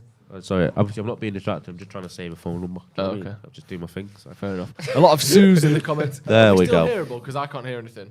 I think what you've done is you've fixed mine, but broke yours. Mine. The web underneath is, well, we're about to go. Ronaldo looks pissed. Don't worry about that. So as long as everyone can still hear me, then that's fine. Look at Pogba there. Paul Pogba. Nah, he looks like my uncle. Why has he done that? He looks 40 as fuck now, doesn't he? Yeah. He's, like you said, he's literally aged 10 years. Just from having even like a one all over is so different to that's a razor all over that, isn't it? Do you know what? I got a new wallet the other day, and it only allows 5 cards in. And one of the cards I put in is my ID, and I just thought there's no point. Because no one ever asked me if I'm over 18, because everyone knows I'm at least. The only time you're going to get that is if you're like getting a ticket for something. The only time anyone's going to ask for your ID is... Which I'm hoping I don't, so... Yeah, exactly. Yeah, leave it at home, that way you can't get fined for not paying on the tram or whatever. I've not had a ticket in a long time in anything. Not. Been so glad, especially with the way... Have you seen gas prices? Yeah. I have to start walking. That's about £1.90. And that's Steve's dad. Yeah. Steve's dad, Ralph Rangnick. Yeah, spitting image. Do you think they look like each other? So much. Do you think Ralph Rangnick and Stephen Howson look similar? Is that what you're saying? His dad. Oh, he looks like Steve's actual dad. If anyone sees Steve's dad, he's basically Ralph Rangnick. I thought you were saying that he looks like Steve but older. You'd literally think it was the same person. Really? Good team, this, isn't it? Yeah. On paper. I know obviously we've got like Maguire underperforming and Fred and that, but like this is a strong team. If these were all informed, like it'd be great. If these are all informed, this is one of the best teams in the league. I think this will be a good game, man. As in, like, I think it could play with our emotions a little bit. I think it's going to be swings and roundabouts. I wouldn't have minded Henderson going in goal, though. No, I wouldn't. Oh, here we go. Listen, I'll fall out with you, Sam, about this Henderson thing. You're not a fan, are you? No. I mean, I don't see what it is, apart from him being English. No, I mean, to be fair, I don't know if Henderson is good enough, but... I think you said I don't know if Henderson is English. I don't know if he is good enough, but I do think an upgrade at goalkeeper might be due. Yeah. Probably not one of the most priority positions. No. But I do think De Gea could be upgraded slightly. You know what? Obviously, De Gea does have his weaknesses, but the way that he does get criticised and slandered, it reeks of being spoilt. Because a lot of teams haven't had keepers nowhere near as good as De Gea for the past decade. I think it's looking at the top teams. Maybe it's who have players as good as him or maybe better the positions than him, evolved and into very different. Yeah, different requirements. But yeah. And I'm not. Yeah, and I agree. I don't necessarily think it's Dean Henderson. Yeah. But I think we could. I think that the style of goalkeeper that David De Gea isn't seen much in the top teams in Europe anymore. No, not really. I don't really tend to see that. The problem is as well, no one's questioning his shot stopping ability. I don't want to come across. He's the best I've ever seen as a shot stopper. Definitely. In my life. But I don't want to come across all Roy Keane here. That is quite literally his job as a goalkeeper, to stop the ball going in the back of the net. And that's the main job, and that's what he's best at. Do you know what I mean? I know, but if you look as well, him not being able to come and claim a cross probably equates to a few goals a season. Him not coming off his line probably equates to a few goals a season. Him not being able to pass the ball is probably a few goals a season. A lot of his brilliant saves have come from him kicking a ball out and he going straight back to the other team. Like I haven't got a problem with his shot stopping. I get, it's his number one job, but he needs to be better elsewhere to be the best goalkeeper, especially now. Yeah, I agree. Right, let's go. Kick off. The game is up and running. I'm a bit nervous. How's everyone else feeling? Do you get nervous? Or are we all sort of I'm kind of past caring at this point. Keep out of the I think numb is the best. Keep out of the comments actually, because if anything goes in, we'll know too early. Do you always usually know quite quickly? No, I just scroll up a little bit so that. Oh, you've learned the tricks of the trade. I'd love to see a good game out of Rashford today, and he's given the ball away first thing. But it happened to go to Ronaldo. Happened to go to Ronaldo. Pogba's got his NBA sleeve. Yeah, he's gone full LeBron, hasn't he? Just the one sleeve. 50-point game yesterday. Yeah. I'd love that. Pogba just fucking pinging balls in the back of the net. He likes playing against Tottenham as well, doesn't he, Pogba? Do you remember the game, the first game after I do wonder if that's why he's played Pogba and Rashford, though. We did beat him 3-0 last game, was it? 3-0. That was the last game before Nuno got sacked, wasn't it? They were so bad on the Nuno. They were. It's like they weren't even trying, wasn't it? It was, but he felt like they were like fucking beat us. It's mad to think, but he got manager of the month in August, I know. and they beat City, But and then just after that, he was just so bad. He did an excellent job with Wolves, like not a top job, and by the end it's gone stale. But he brought a team from the Championship that admittedly had a good amount of investment, but made them a staple between 12th and 8th Premier League finishing team. Like, that's not easy to do. You look at Bielsa, like, you come up, fuck about, see you later. But he was excellent for Wolves. He did the step up, and then I think just because they got the sniff of Conte, didn't they? I think it was just the wrong Tottenham fans. I think it was the wrong club. Yeah. Yeah, I mean, it was never going to work. That I don't think, and he kind of reached his ceiling with Wolves. Sorry, like Bruno Lage coming in now he's doing a great job. Like, there's a possibility they could finish top 4 with him. Well done, Harry. And he's giving it away. Literally, good tackle. Shit pass. That weren't too bad. When did Kane have that acceleration? Fuck off, Harry. When he's trying, he's another one that, like, you watch him earlier in the season, you think he's either injured or can't be arsed. I've literally never seen him run that fast. I think it's confidence. I think people underestimate confidence. It's so important. That confidence is everything in football. Yeah, and like Harry Kane, this start of this season was nowhere near it. He looked injured. I don't think that was a confident thing, though. Do you not? I think that was I don't want to be here. I swear that was. He watched it City, didn't he? There was no. I think he. Do you think he's still? I think his chance to go City's gone.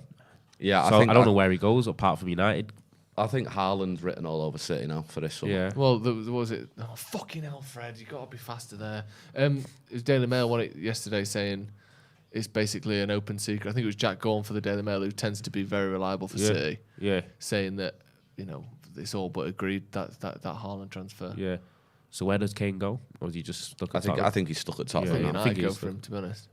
Or United. Can't afford him and get. Of course, we can afford him. Can't afford him and get the midfielder we need. No, but that's not how United work, is it? We get the biggest name that is in a position we also need. If I see United buy Declan Rice for 100 million this summer, I'm you're not a fan of Declan Rice?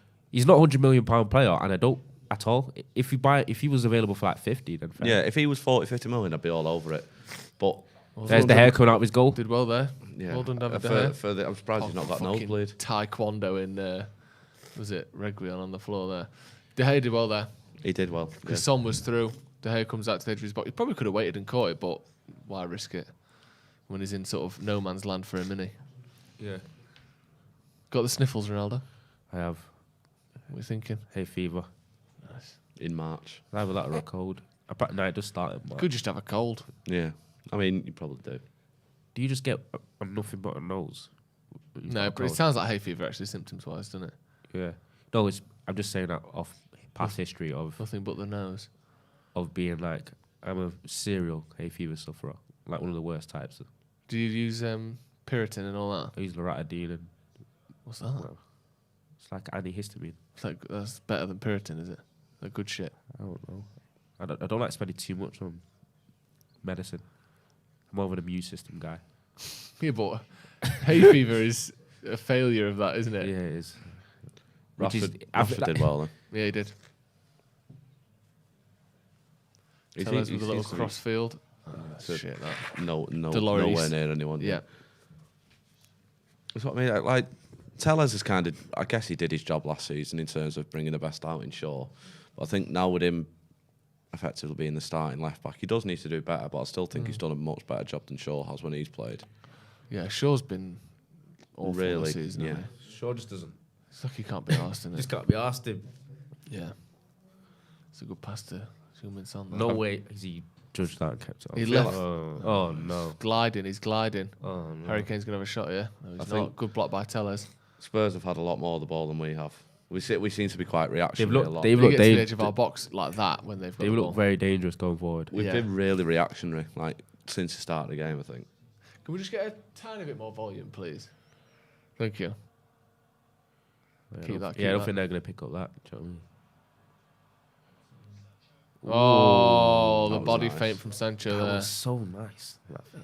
I'm so happy Sancho's finally got his That form. is like just beautiful, isn't it? Stuff like that. I love that. Like I was never worried about Sancho at the start. See, a lot of people, I mean, the media jumped on it. Of course they would, but I'm so happy he's found his form. Yeah, me too. I think everyone was very aware how good he can be. So I don't think anyone was too worried. But you know what the media like to try and bolster everything up as much as he can do.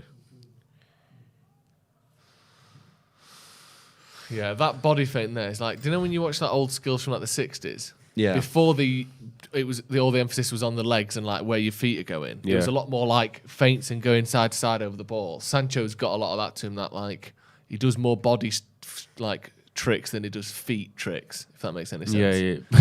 But that's what I mean. He was one of the bright sparks. Sorry, at the City game. Like he scored a brilliant goal. So go on, Ronaldo. Sorry, mate. No, I was going to say that just Lionel Messi-ish. Like, have you ever seen Lionel Messi do a step over? Yeah, exactly. He's not a skillful player, but he's so skillful. He doesn't do skills, but he's skillful. Yeah. Oh, that was shocking from Ronaldo. That. Yeah. I mean, to be fair, he was crossing it to Sancho at the back post before. I was going to say, I was about to say, I feel like if he kept that on, it wouldn't have been that awful. Yeah. That's a really good pass from Rashford. Rashford does seem to be not too bad so far. Yeah, he started all right. I don't want to talk too soon. 6 minutes in. Yeah, I suppose. I mean, Ronaldo had a lot more time than I think he thought then. Yeah, there was no one really quite within a tackling range of him. Taking a touch there, I think he probably was on for a shot. Yeah. Which is something Ronaldo would usually do. So it was quite surprising that. I think he's lacking confidence, Ronaldo. Probably for the first time in about 15 years. I think he's struggling for confidence. Yeah. I don't think Ronaldo could ever struggle. He's still human. I know he's obviously more resilient and more confident than almost anyone ever. But he's probably thinking the one thing he hates, I think, or the one thing he fears is like aging and declining. That was brilliant. And I think for the first time in his career, he's starting to see that in himself, where it's like, I'm not the player I was. Yeah, he's starting to realise he can't. And the numbers are proving it. He can't carry that team anymore. I think he's a bit more reliant on others around him, and United haven't got that at the moment. And I think that's probably making him shit himself a little bit. Well, not shit himself, but lose that confidence. Like the one that sums it up for me, do you know the Southampton game? He goes around the keeper after 4 minutes, and he basically side foots it with his left foot. If that was 2 years ago, he's putting his laces through it, no dramas, centre of the goal, ball in the back of the net, 1-0 up. But he overthought it and went for the safe option and underhit it, and they ended up clearing it off the line. I just think that's someone lacking confidence to me. Ronaldo's gonna have a tough game today. It's Romero though. Yeah. From what I've seen, Romero, he's very good. Romero, really good centre back. Yeah, he is. If you get Serie A's like defender of the year as whatever that he got, that's no mean feat, especially in that league. That league's got some of the best defenders in Europe. Chris Smalling, for instance. Now Chris Smalling was so suited to go in Serie A. It's such a fantastic pass and touch. It's such a. It's behind him. That was handball. It's such a defender first. Like that might have been handball. It's a proper defensive. Was that a penalty? asking for a ball though, weren't they? Whose pass it probably would have hit. It probably would have hit his hand, but he wouldn't have given it. Yeah, they're not going to give it. Who's that pass, by the way? That was a sensational pass. It was a brilliant pass. I think it was. Who was on the? I think it was Varane. Yeah. Yeah, I think it was. United seems to have grown a bit into the game. Sancho's sharp today. Yeah, Sancho's all over it, isn't he? He's been our only sharp player for like 6 weeks, to be honest. Yeah, I think. Yeah, he's definitely certainly our sharpest. He's definitely been a little bit of a shining light, I think. Yeah. They're still complaining about that handball. I think it will have hit his arm. Yeah, because it depends on the reaction where it looks was, genuine, doesn't it? It's just whether they think it's a penalty or not. Saying that Ronaldo does try and call for everything, though, doesn't he? So Nah, but it's usually when it's that impassioned, like the appeal, you think there's like, but they probably already checked it by now. Yeah. Oh yeah, it'd be well over now. Yeah. I'm surprised that they've not shown a replay. I'm assuming they're waiting for the ball to go out, but I mean, there was about 4 players around it screaming at the referee. Well, that's who we need to attack, Doherty. Is that his name? Yeah, it was. I don't rate him at all. When he came from Wolves to Spurs, I think everyone was like, it was quite a shrewd signing, but he's just not been good for Spurs. He got an assist the other day, didn't he? But he's generally speaking, he wasn't what was needed. You know, No. I mean, Spurs have gone from Champions League final to Conference League, and they just, they've not improved the team. I don't think. No, too much wasted money in there as well, as they tend to do. The weird thing with Tottenham is they don't spend much and they fucking waste a lot. Like, how can you do both? Like, Ndombele, what was it, 54 million? Yeah. And he's already gone. Like, he's one of their most expensive players ever. I think he's their record signing Is it? still, isn't he? Yeah. So they've been doing a United. Yeah. He's been good for Man. Do you remember there's a thing where he played like every minute all season last year? Højbjerg, yeah. I think he was a good signing for them. No, but you are right. Let me see. They don't spend a Show lot, the but when they highlights. do, it was waste. Ooh. His arm was quite far out there. Probably not. I'm not going to give that though. It does. Ronaldo has a shot and it does hit Eric Dyer's arm, but his arm's down. I know it's behind him a bit, but his arm is down by his side. I don't know. See, it's weirder to me that has become what you have to do. Like, then when you jump up, you put your arms to your sides, and because that's more of a natural position. That is so unnatural. No, but they're trying to As a take jump, that you need momentum from your arms. Exactly. So your arm being here is actually more natural than it being down by your side. I need to turn my watch off. Have you got notifications on? Yes. I've just seen something. Oh, fuck off. Hopefully it's good news. I won't tell you. Thank you. You don't seem particularly excited, but Well, let's wait and see. No. I don't want to give any emotion because I don't want to ruin anything. That's a double bluff. Double Bluffington. Jeez, we're far behind. Maguire. It's Maguire screamer. Oh shit. 50 yards. Varane just shoots from here. Goal. Yeah. Fred with a flick. Ronaldo. Yes. Go on then, man. There you go. Jesus Christ. What a goal that was. That is Jesus. 2008 Ronaldo, that. Fucking hell. He What can a still goal. do that. It's a shame it was slightly ruined, but Jesus. You can still do that. Turn it off right now. That's two of them. That's ruined it for us. Yeah, Fucking I hell. apologise. Don't worry about it. Have you turned it off? I have turned it off, yeah, but that won't happen again. My God. Unreal Stupid goal, by the way. Some effort. Top corner, 25, 30 yards out. Assist for Fred. He'll be buzzing. That's what I mean, like the assist. I love them. Hey, them stat padders. Take it. Yeah, exactly. Tapping. Tapping for Ronaldo. Stat padding for Fred. What a finish that I is. love them Jesus assist Christ. stats. It is stupid. Like, Fred To be with the fair, assist you there. get the credit for that because that's a good flick. what a You know what? What a it's brilliant not right goal in the that corner, was. is it? Yeah, If you're Lloris, You know why? I've always had this thing with Lloris. He's like 6 foot. Nah, I Well, don't it know. moves. I don't know. that It- was it that takes was a- it yeah. takes a- That was just a a very little good goal. deviation, doesn't it? It goes off to the goalie's right just as it's getting to him. Move. Do you know what? One of the Eric Dyer is shocking. Oh, there. it's He wobbling. needs to go towards Yeah. Ronaldo there. That was a brilliant goal from Ronaldo. Look at Eric Wow, Dyer. Chris. It's wobbling all over That the is- place, that shot, to be Yeah, fair. that's great effort. That was awful by Dyer though. Right, He's Nick. not. He's not. Calm Like as a he'd be fucking one lad. of the players that you straight away upgrade. I think. Eric Dyer? Yeah, definitely. Yeah. He's one of those, though, that everyone who's watching Spurs think he's upgradable, and all of their managers play him every week. Yeah, It's I know. weird. There's obviously something there for them, I guess. But Yeah. I don't personally rate him. He's got 40 plus caps for England, I think. Yeah. Man on. Oh, it's a poor ball that from Ronaldo. Go There on. we go. Go on. Hey, up, Rashford. First Yeah. man. And Took Davies' bollocks off. Good lad. that's a situation there. If you Rashford, could he take him on? Yeah.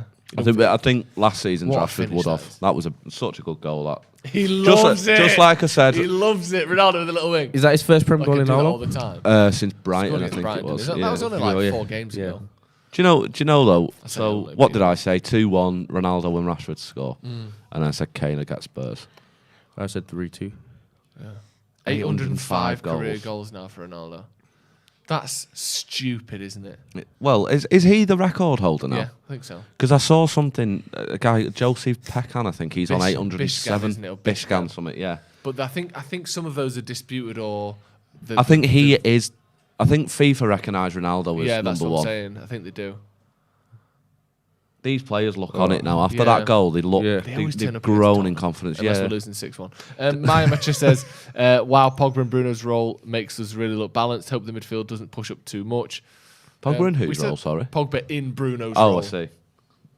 Pogba, I mean, he's good there, isn't it? We've seen him there for many years. This is the thing, though, with Pogba. Before Bruno arrived. When Pogba wants to, he is world class. Yeah. Yeah, definitely.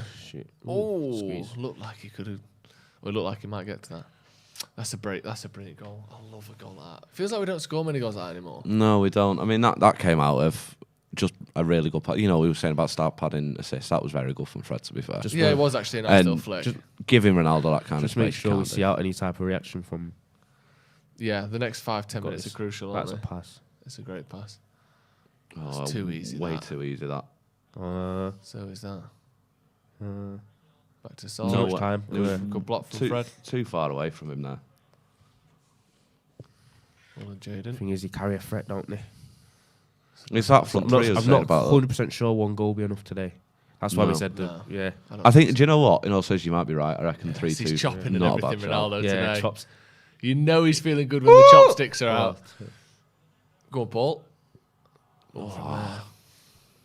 Who did you say to score?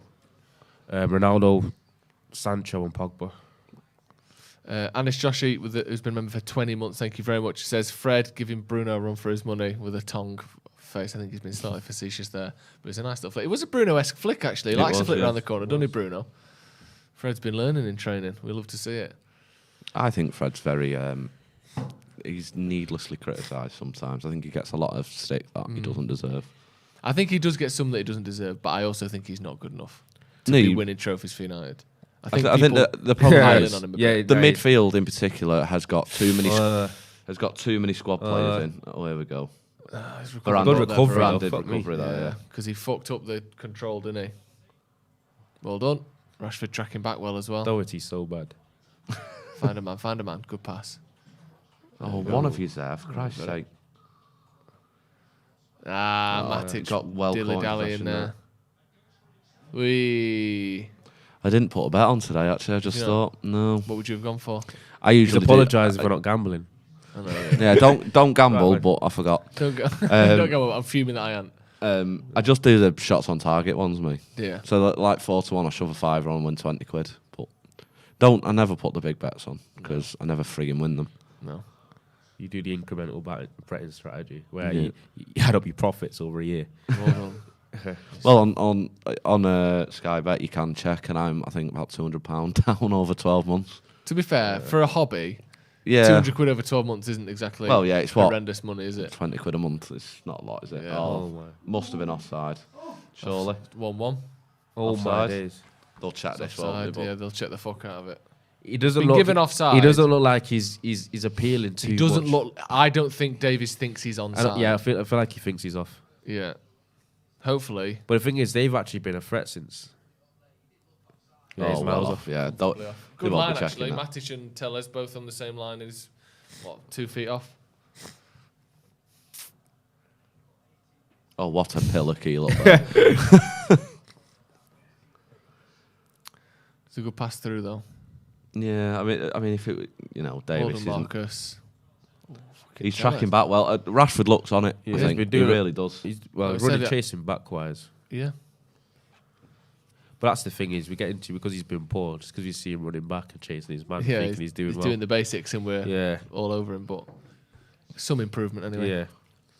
But since we've scored, like you said, they've just sort of sat back. Not sat back. We've done this a lot, when we scored first this season. We score first and then we let teams kind of just get back into it, or we feel like the game's done now. Yeah, I feel like they're trying to soak up the pressure a little bit.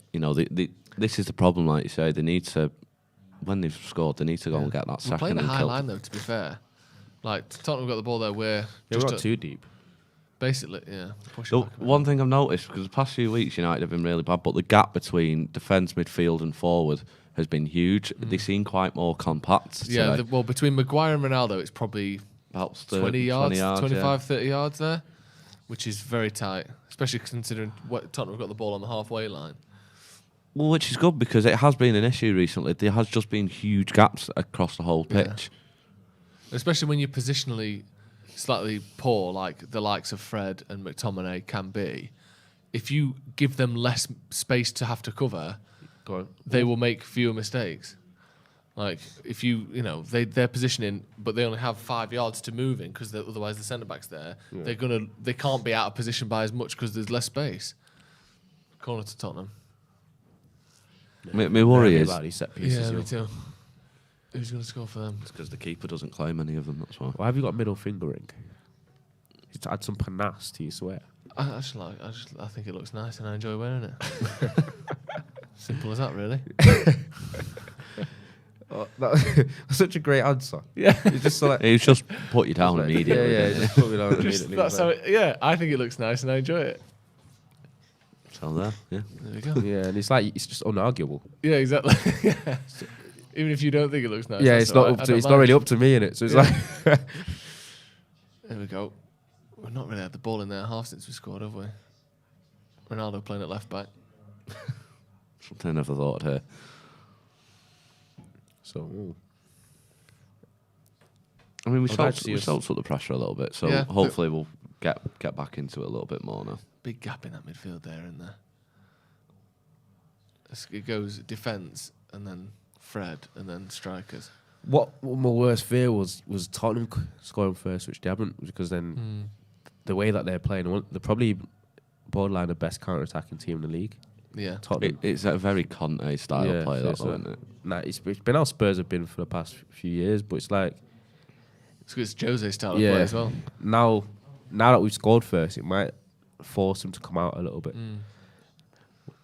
The thing is, though, I mean, the 5-0 against Everton wasn't very counter-attacking. I thought they had a lot more of the ball. Yeah. I mean, it is Everton and it's Frank Lampard, so they are useless, but it'd be so funny if they got relegated, wouldn't it? I'd love it. They're one of the teams that have never been relegated from the Premier League as well, so that would be quite good. Yeah. I won't give a two shits if Everton relegated. It's just funny because they've spent 300 million quid in the last 5 years. The thing is, if Everton get relegated, they're like pretty much nailed on to come straight back up, really. Oh, they would come back up somehow before the end of the season, even. They just come up at January. Do you think Everton relegated would be the biggest team in how long to be relegated? In terms of... For a non-financial reason, it would be certainly the biggest team to get relegated. No, I think even financially, it would as well. Yeah, but you think Leeds, weren't they Champions League semi-finalists and then League One in 6 years or something? That was pretty big. Didn't their chairman come out and say something like, "Oh, we spent beyond our means, but we had a great time"? Yeah, he said. What did he say? Yeah, we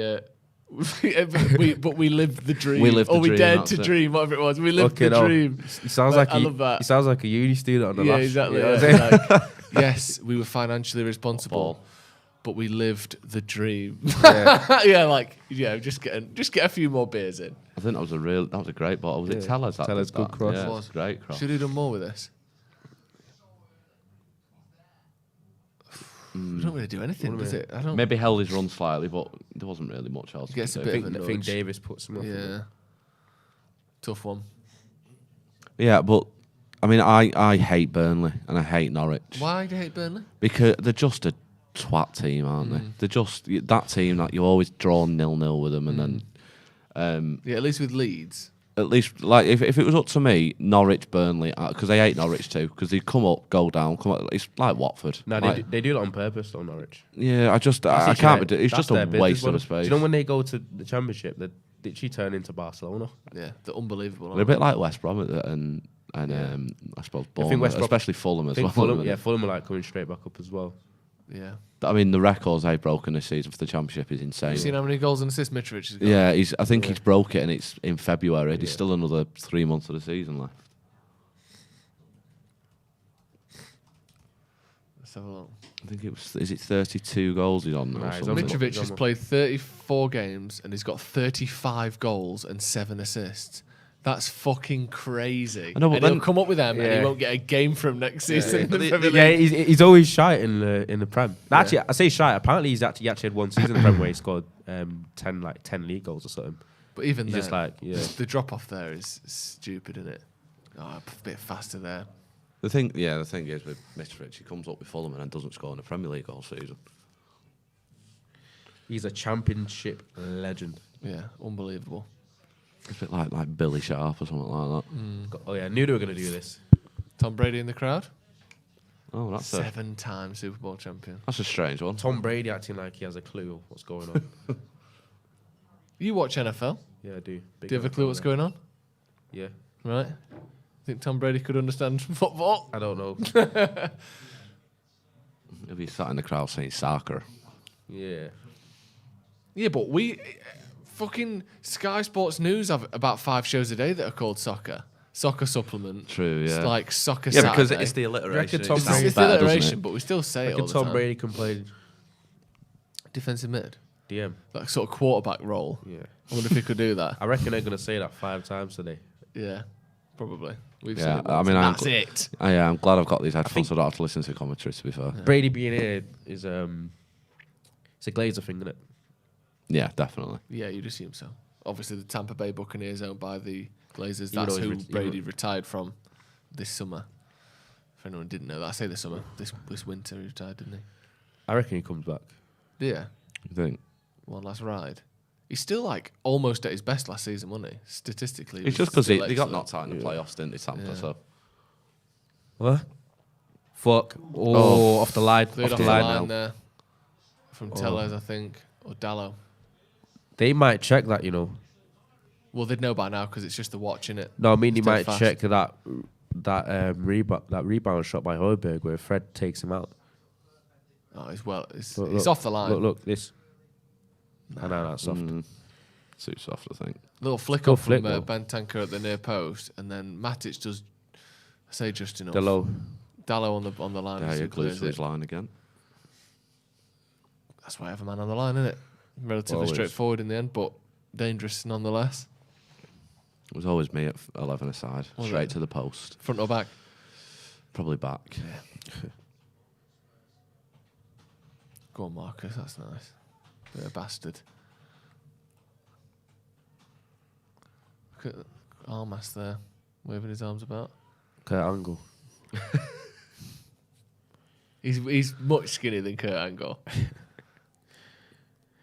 I'm on fire with the WWE references. I'm loving it. Yeah, big show now. No Kurt Angle. One away from the Royal Rumble. You've got Big Show. WrestleMania Kurt season Angle. coming up now. I could be Kofi Kingston. Who was you be, Joe? Who would I be? Edge or Shawn Michaels. No. Yeah, I'll take Shawn Michaels. Not now, he's bald now. Oh, yeah. And when Steve comes, it's Kevin Owens. And then we've Yeah, got- obviously, that's easy. Yeah. Facing Stone Cold at WrestleMania in a couple of weeks. Man on at the back with the left ear. It's quite an end-to-end open game, isn't it, to be fair? I think you're right, there's no way this is a 1-0. I wouldn't have thought so. Pogba giving a foul away there after he sort of did a bit of a he's Paul been caught. Pogba thing of getting caught on the He's been ball. caught on it a little bit. Yeah, He's got a knack of doing that, hasn't that's he? his thing, isn't it? If he's either doing something brilliant or getting caught on the ball. He does dwell on the ball sometimes, Yeah. way too long. It's very rare he sometimes, doesn't misplaces a pass. He just either plays the pass or doesn't get chance to play the pass. If he plays it, it's usually spot on. I think he's gone in the summer. Yeah. Yeah, he's I swear, like was it his trainer that confirmed it? Oh, I don't Yeah. know. But it's one of them though where it's weird that we're in halfway through March and we still don't know where he's going. There doesn't seem to be a favourite between PSG, Juve, and Real Madrid. I think it'd be PSG he'll go to. Do you think? personally, yeah. I'd be surprised if he went anywhere else. Probably Real Madrid. No, imagine that. Because surely there's got to be a spot opening up there. Although Camavinga's there to fill it if there is, isn't there? Yeah, I mean, they have got an Modric, age of though, is still- midfield, but Modric Modric is is still 36? unreal. Yeah. I mean, that game against PSG the other day was amazing, wasn't it? What are you backing him off for there? Matic there. Tottenham chipping the ball in. Maguire clears it again. Tottenham look dangerous when he go forward. Yeah. man. Their front three is brilliant, though, and it is a worry. It's definitely one of their strengths. I don't like how the defence backed off there. They needed to be going He towards the got ball. luckily, Maguire got the block, but it was a bit of a sit back job on it. Allowing him to come in and cut inside there Yeah. was really poor. Score one and tail off. Not been a big story of our season. I was going to say, not been a chance for United since the goal. Well, actually, you and was that even a chance? I was going to say. Exactly. No, it wasn't really a chance. In the middle of I said this on another preview, right? That they've been in behind on that front three so many times. Yeah. They've exploited the space behind our centre backs. That's a yellow card. That come on. They've exploited the space behind the defence about 4 times already this game. It's got to be a booking. Of course it is. I think that Kulusevski's letting us off the hook though. Yeah. The thing is though, that's why I was going to be quite compact, but it doesn't seem to be working. They're getting behind. It's more on Maguire's side as well, because it is Maguire on the left. Yeah. So Tellez and Maguire are letting Kulusevski in behind so much, but because of his lack of quality today, we're getting away with it. It's just that's a yellow card. It's barely a foul, but it is a foul, and because it was, and why it's a yellow card because he's trying to stop a counter attack. It was just a needed foul, really, wasn't it? But he's arguing it like, even though it wasn't a heavy collision, it's still a booking. I never understand why players do that. You know, it's a clear foul. Oh, his legs hanging off, and then I didn't touch him. Well, you clearly did. Yeah. Surprised Spurs have had more of the ball. It's not very Conte that. Poor touch from Rashford. That. He's the outside of his right foot there for some reason.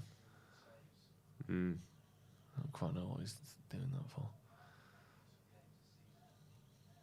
You asked me first to be on today, Joe. I got offered a ticket, and I put you first. Really? Yeah. Thank you very much for that.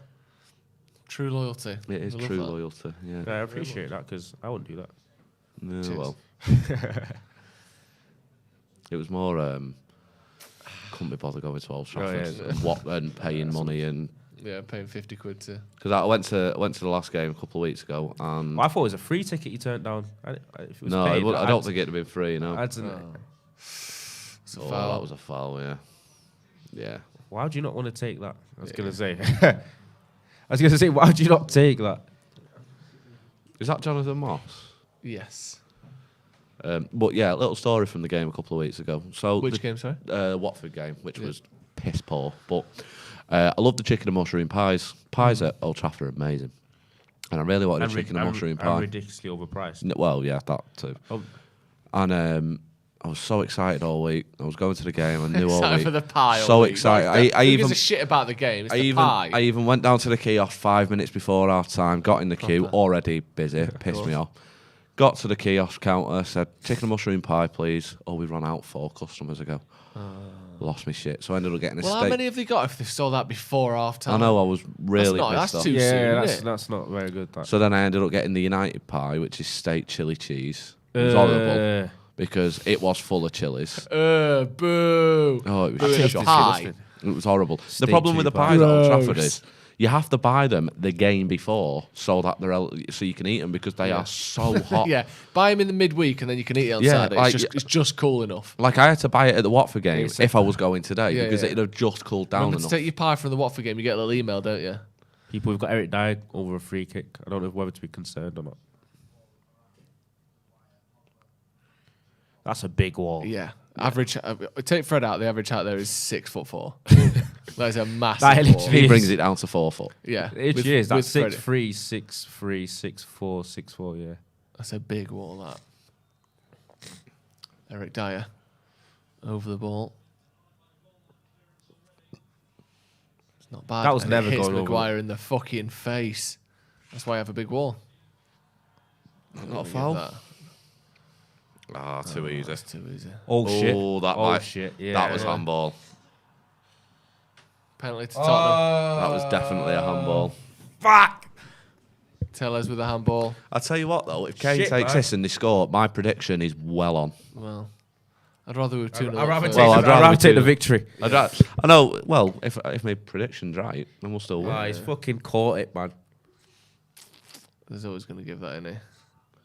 You're always going to give that. Like, that's really poor from Tellez. That you see it all the time. They put their arms behind the back, and he's just had it up. That's really poor. But I don't know, man. I think that's just natural. I don't like the hand behind the back defending. No, I don't either. But I know, but you see it more and more now. Like you know that's going to happen. That's always going to be a penalty for that. Even if he didn't, VAR's giving. Eric Dyer doing the old hand in the back statuesque thing. Yeah, is the reason why Ronaldo put it in the top corner earlier on. Do you know what I mean? It's like it's give and take. Harry Kane scored his last 18 penalties for Tottenham. Those are like the things that prop up as a stat just before you turn miss your notifications off. Yeah. I thought you already did that. I put it on flight mode on my watch, and for some reason it's still coming through.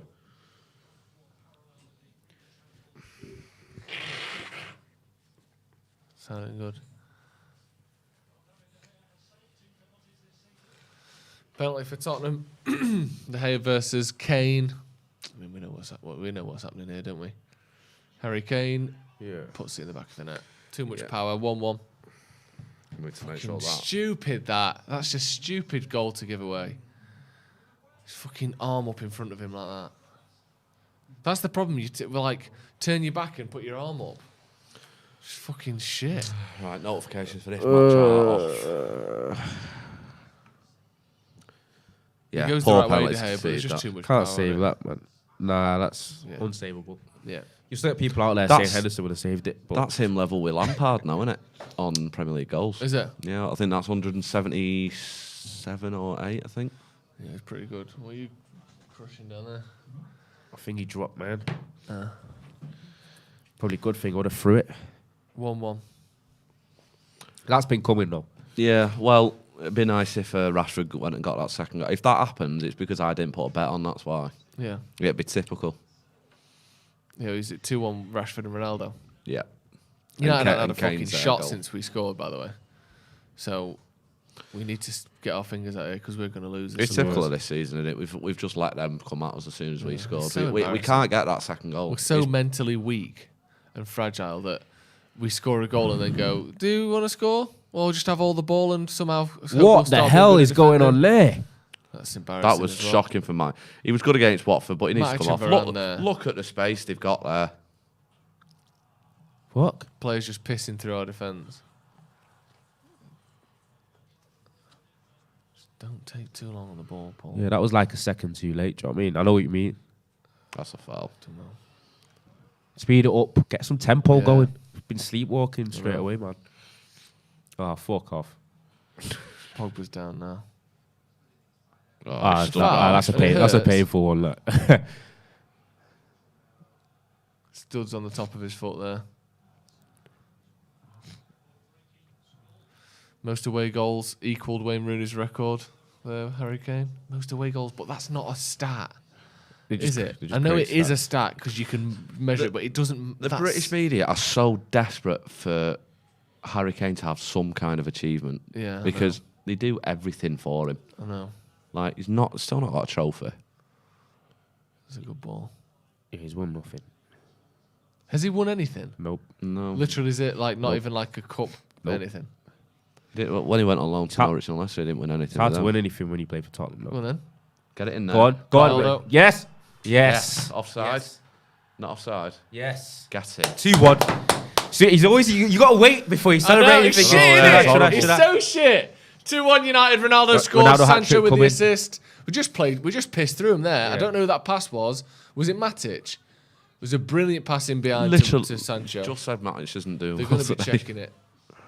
Reguilon looks confident that it's going to be disallowed. Well, the flag never went up. No, it doesn't. Because Reguilon should be looking at it. He well looks onside. on to me. He's onside. That foot of the left back there. That does look tight, but it's a great pass from Sancho. Great on cross, a plate for him. I'd have scored that. Another assist. He's onside. Yeah, he's onside. I'd have scored that, honestly. I mean, I think there's a question mark on Lloris there. Nah, not really. Do you not think? Do you know what? He has hit that quite at Lloris. I mean, no, not for not saving it, but for not closing the gap down a bit more.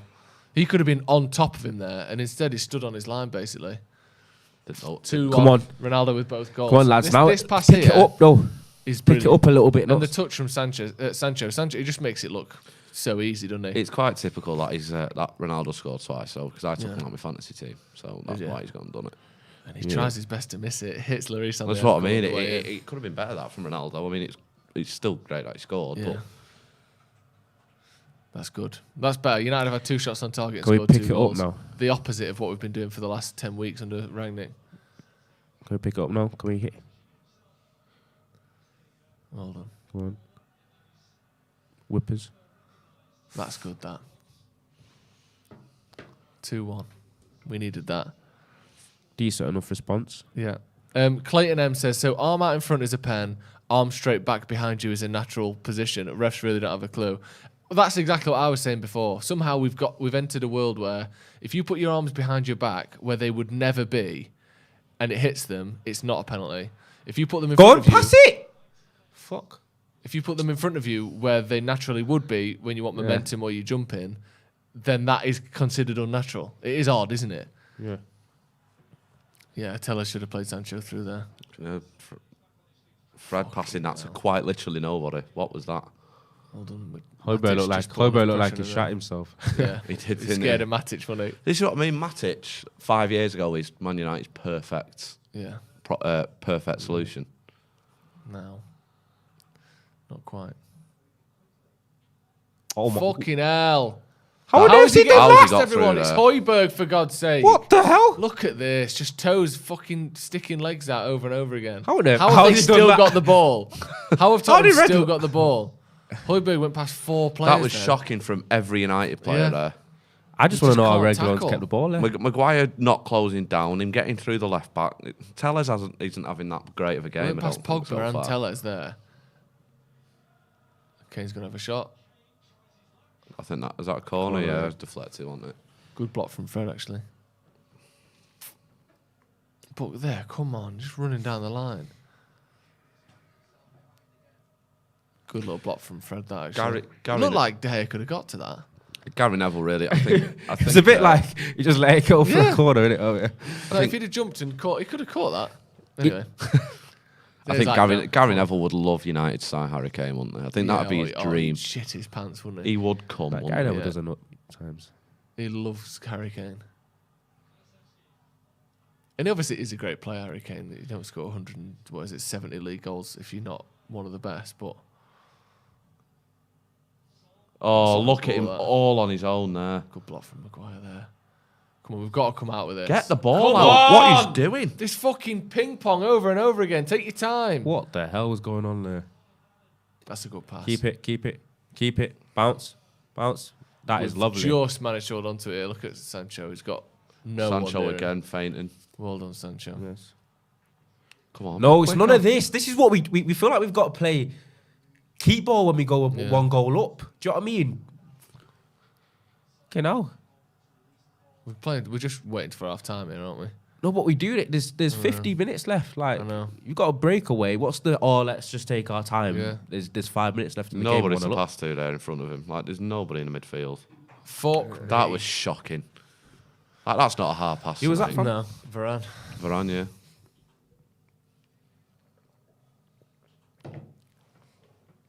So I think we're more like to score from pressing and we're winning it back, so let's just give them the ball. But we've not really won the ball back in their half all, have we? We don't press from the front, though, especially with Ronaldo. Yeah. We never will do with him. The Liverpool game's been postponed, hasn't it? Are United not playing next weekend, then? As far as I'm aware, no game until I think it's the 6th of April, which is like 3 weeks. Oh, yeah, because it's international. So get your holiday in now. I thought we were going to get like another game in between that. Not so far. Nothing's been announced, and it's a week away. Yeah, I suppose it's not the worst thing, a nice break for the players. So that should be breaking the line there. That was too easy. Too easy. Look again. Kane's an idiot there, Kane's not heard the shout there, has he? He's offside. No, but Kane's miles off. Yeah. If Doherty's not spoke, then he's playing for us. Yeah. So Kane's in probably a yard and a half offside here. Doherty's at the back post running in. Yeah, he's running in. Kane's miles off. Yeah, Doherty's on. He's literally going towards Doherty. Oh, he should have shouted. I mean, maybe he did.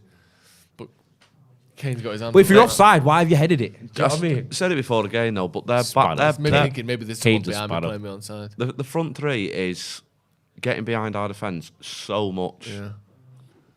They might still give that off even if he missed it. Yeah. You know, them ones where he just said, he was involved. He was near it. Yeah. He moved. That's lucky there. Go on then, Marcus. Push him. Keep the pressure on there. That's good. That's decent. Win that. Well done. Just knows where to be, bit of man. pace, bit of tempo to it. They love slowing it down. So don't slow today. He needs to pick up the urgency he's playing. Like he's not been bad. He's just been so slow. It's too casual, isn't it? It's like his whole thing today is like, I'm just gonna control the game, slow it down, change the tempo. But sometimes you need to play a bit quicker. Oh, Good nice. little nudge that from Rashford. Now keep it. That's all right. Was that given as a Spurs throw-in? I don't know. I don't think so. No, they were appealing. Yeah. I actually thought it was a Spurs throw-in, to be fair. Whoa. That's where I'd usually be, over there in the standing section, getting me pie. Yeah, you'd be in now. If United score now, you'd miss it. Although Ronaldo's playing right wing, so probably not going to score. He'd love a hat-trick today, wouldn't he? 2 minutes stoppage time. It'd be good, that, wouldn't it? 100 goals in Serie A, over 100 goals, obviously a lot more than over 100 in the La Liga, and then 100 Premier League goals. Why is he on 99? I think he's on about 96 or something like that. You'd assume he'll get it. Unless, well, who knows? He might not if he leaves the season. I think with the 2 goals today, I think he's quite likely to get it now. He must be 4 or 5 away. Touch.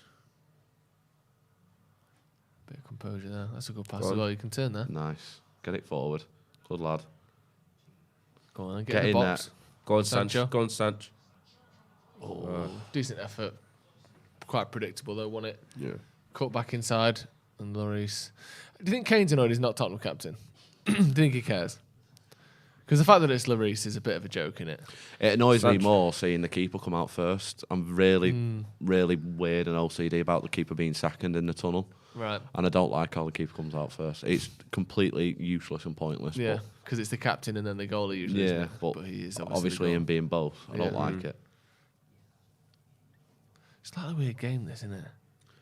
Well, it's quite end-to-end, but I feel like the defence... I mean, I wonder if the high line of defence is allowing Spurs to get in behind quite a lot. Yeah. Because when they do get in behind, they look like scoring every time. It doesn't look like it's... You know, it's weird. It's like Tottenham have looked dangerous every time they've gone forward.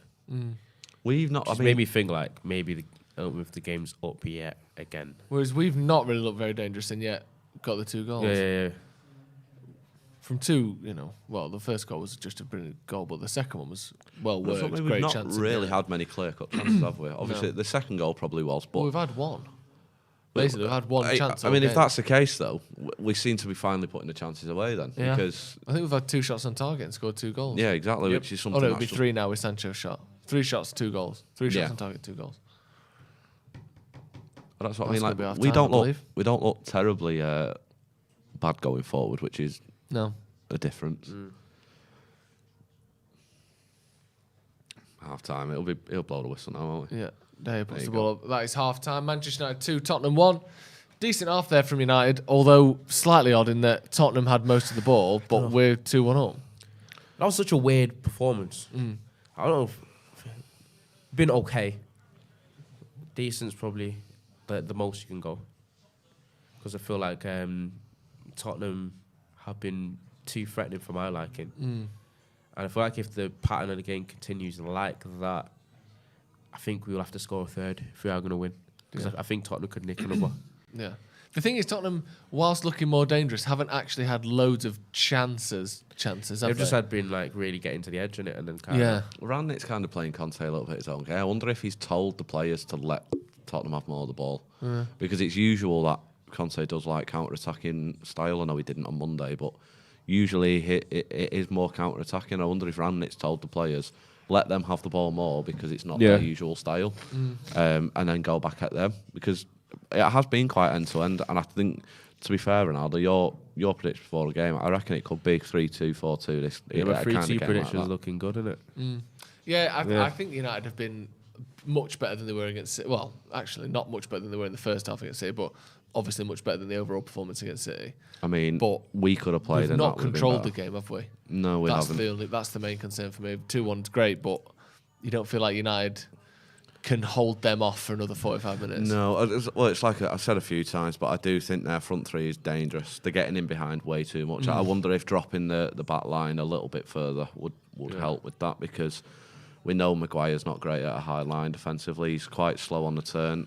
I wonder if a dropping the line a bit might help. Yeah. If we're looking at good performance today, looking at Sancho's look lively. Yeah. Ronaldo's got the 2. Might just look short, and I think man of the match so far might actually be Fred. Borderline. Fred's been good. Dan Kuma agreeing with a lot of that, says, not a bad half, still have to work harder, more from Pogba and Rashford, but Sancho, Ronnie and Matic are having a decent game. I would agree with that. I don't think anyone's having a bad game, really. No one's having an amazing game. No one's having a bad game. I think, again, it probably is Rashford and Pogba need to step up slightly.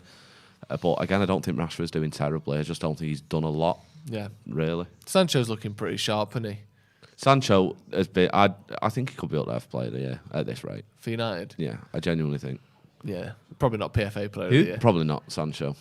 I think if he carries on like this to the end of the season... Do you know who was actually on track to being player of the season? The keeper you don't like. Yeah, but I don't think that's because of how amazing De Gea's been. I think that's because of how bad the rest of the season's been. De Gea's been good. I think some of it as well is in terms of like a lot of people thought he was finished. We and literally then he's come back a bit. Obviously, I do the stats and research.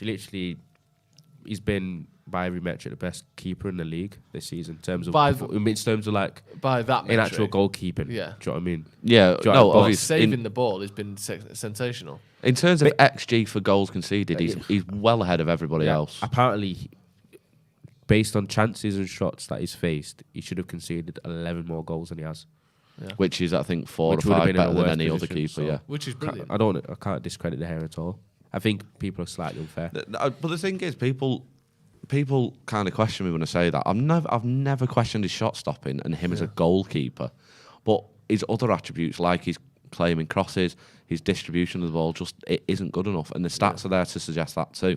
I've never questioned him as a shot stopping goalkeeper. If anything, he's probably the best in the world at that. But his all-round play needs to improve. Yeah. Guala saying Pogba's a better number 10 than Bruno. What do you make of Pogba so far, Ronaldo? Who? Pogba. I think he's been a bit ponderous on the ball a little bit. I think slow. if he quickens it up and livens it up, he could be in good stead. I feel like he's done stuff a second too late. He's just dwelled on the ball a little bit too long. Like Ronaldo said before, he's trying to control the tempo a little bit too much, I think, and he's just slowing the game down when it doesn't need to be slowed down. Get the ball forward a bit quicker at times. If he can do that in the second half, I think it'll be fine. It's weird that Ronaldo's got 2 goals because it seems to be he drops deep and isn't in the box. Like, he does that a lot, doesn't he? Where you're looking for him in the box and he's the one on the ball, and yet he's still got 2 goals. I can't really blame him for doing that, though, because the ball isn't coming to him and he stays up front because the midfield just isn't there to do that for him. So he's dropping deep because he wants to touch the ball. Somebody needs to say to the midfield, you need to get the ball forward faster because Ronaldo's waiting for it to try and score a goal. And because that's not happening, he's having to drop deep just to receive the ball. But then he's leaving the number 9 position completely open, and then we're losing the chances of getting a goal. But then that goal, we've seen it here. Yeah, we've seen it now. Unbelievable strike, this, isn't it? So much space, though. You can't leave that much space for him, can you? That's ridiculous by Tottenham to do that, but what a finish. So what's that, 806 goals now for Ronaldo in his career? So. Bang. Bang. Swerve. And the dirt is gone. It's silly. Bang. That was such a nice flip from Fred as well, though. Yeah, it was. It was a good assist by Fred. Chris Campbell says, would you take Rashford off for Bruno? I don't think Bruno's on the bench, so I wouldn't, but theoretically. It would take away from the width of the team, but we could overload the midfield and press a bit more. He's not playing, Bruno. He's ill, so he's not even on the bench. So theoretically, maybe, but yeah, that can't happen today. That was way too easy from... Yeah, that's happened a few times, hasn't it? Where they've sort of skipped through or past like 2 or 3 United players in a row. On the penalty, would you think that's a penalty, Ronaldo? Yeah, it's a penalty, isn't it? Yeah, it is. Do you think it is, Colin? Yeah, today it is, yeah. I mean, it wouldn't have even needed checking for VAR, I don't think. No. He just handballs it, doesn't he? Yeah, it's simple as that. His hands out was not natural. Yeah, it's a great pass. And the way Sancho just like one touch, no danger, no bother. Because he was being chased down. He was under pressure there. And but he's so cool and calm with it. And also, he doesn't fuck about like extra touches, 1, 2. He just lets the ball come over his shoulder, passes it first time.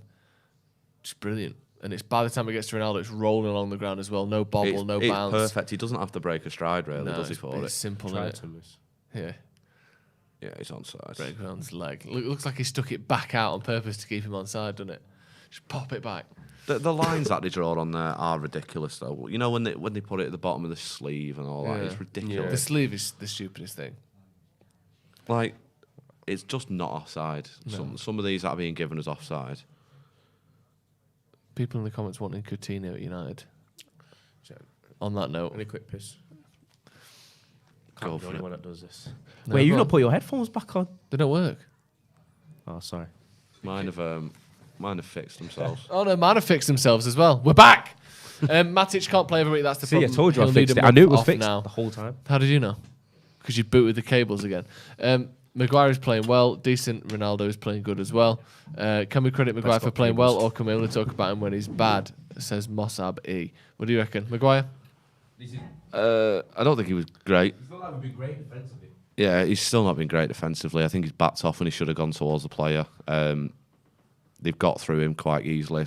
Like I said, the front three of Tottenham have got behind the defence way too easily.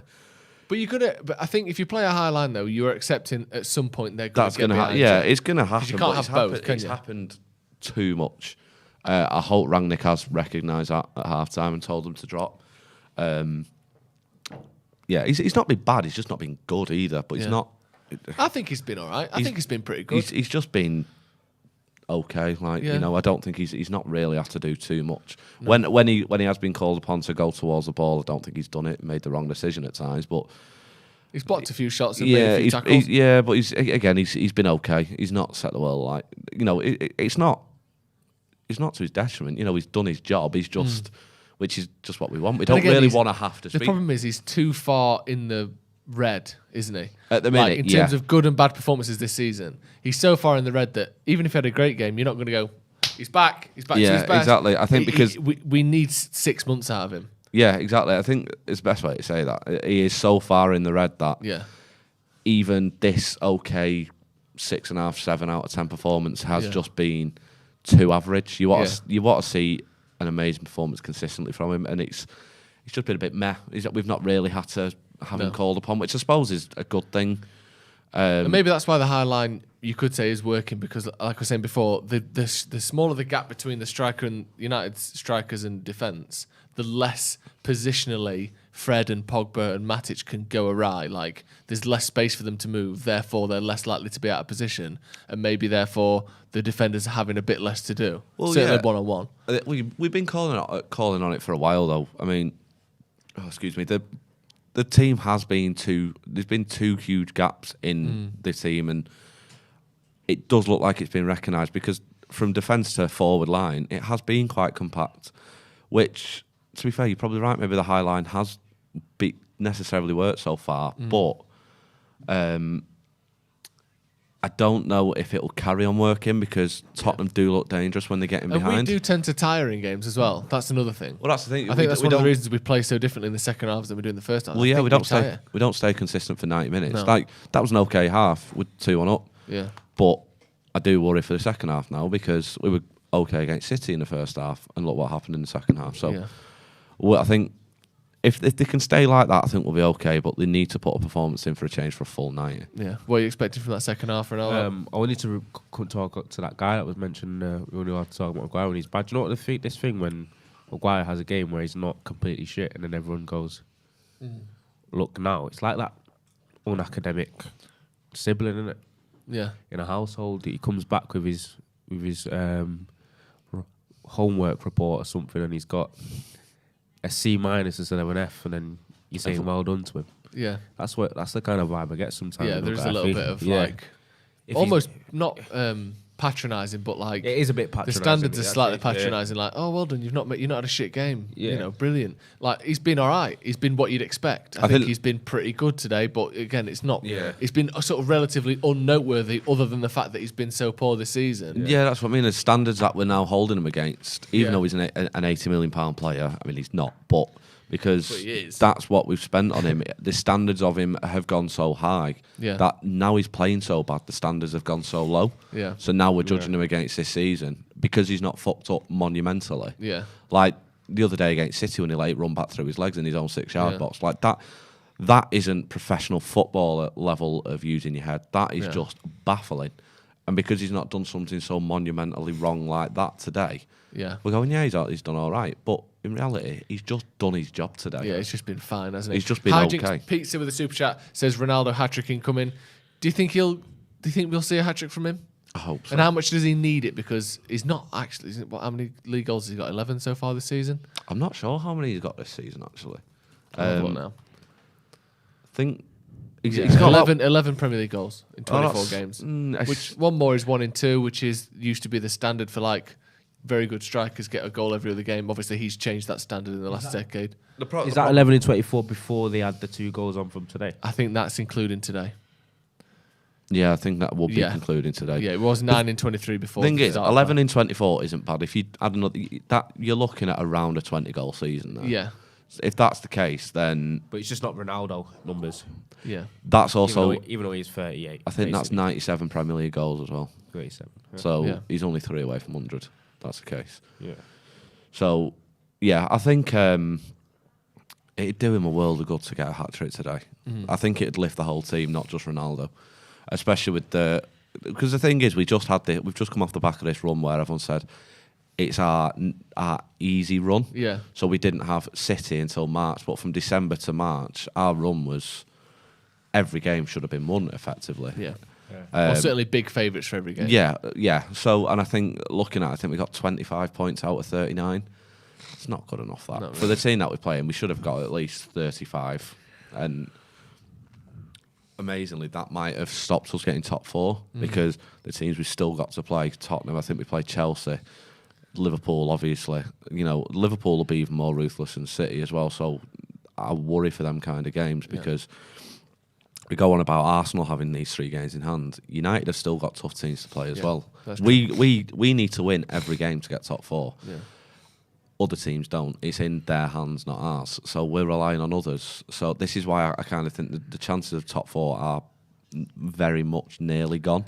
Because if we don't win every, at the end of the season a couple of years ago, City and Liverpool had to win every game to win the league. We're having to do it just to get in the top 4. Yeah, and by definition, the fact that we're going for the top 4 means we're probably not capable of winning 10 games in a row. Whereas City and Liverpool, they were capable of that because they were the best teams in Europe probably. Callum Shahidi with the super chat says Tellez has more motivation than Uber Eats. Sure, his words, not mine. Tellez has been alright, hasn't he? And again, maybe a bit more motivation than Shaw. Yeah, I don't think he's been great though. No. I think he's like we saw with the handball, similar to Maguire really. He's been alright. He's been okay. Yeah, I think he's definitely been better in other games this season. But Tellez he's been got past too easy on some of the occasions. That's true. I still think we need to be better defensively this half than we were last if we want to see the game out. Yeah. Yeah, I mean, I think Deleu's probably been the better fullback of the 2 because we've not noticed any mistakes from him. This is what I mean. We're just saying our players have done well if they haven't made a mistake because of how poor they've been recently. Actually, Tellez has made a mistake. And he kind of has. Got dribble past by Højbjerg. Yeah. And to be fair, so did Pogba though, to be fair. Yeah, that's true. The second half about to kick off. Yeah, the guys are just coming out. That's a good record. Winning at half-time at home in Premier League history. We've never lost if we're winning at half-time. It's positive, isn't it? 301 times we've been up at the half and 0 times we've lost. So I think it was like 270 wins as well, wasn't it? 278 wins and 23 draws. So it's not a bad stat to try and defend. We're getting a win here. Yeah, exactly. I don't feel that confident. Like you said, Ronaldo. I hate seeing them stats pop up now. Yeah, me too. Them record ones that have never happened just for it to happen. Yeah. The only one of them where I feel confident it won't ever be broken is the academy player in the matchday squad since 1950 or whatever it was. That's the one where I think we won't let that. Yeah, we won't let that slip. That record at some point will go. At some point we'll be up at half time and we'll lose. I think that's the one where I agree. I don't feel like that one. I actually think is part of every manager's contract. I think it has to be. I think that has to be part of your role. That never stops. Yeah. Yeah, exactly. Jesus. Pogba then, right, got hit in the head with the ball, went down the floor. For a second, he thought about like pretending to be injured, didn't he? You could tell he went down for a second and then popped up really quick, but he stayed down for a second, didn't he? DB Cooper says, Joe, can you please let Ronaldo have said hello? His haircut. You're right, mate. Fucking hell, high energy. Fabio Montero says, it's clear that we need a CDM. Let me just see what happens here first. In behind again. Fucking hell, man. It's clear that we need a CDM.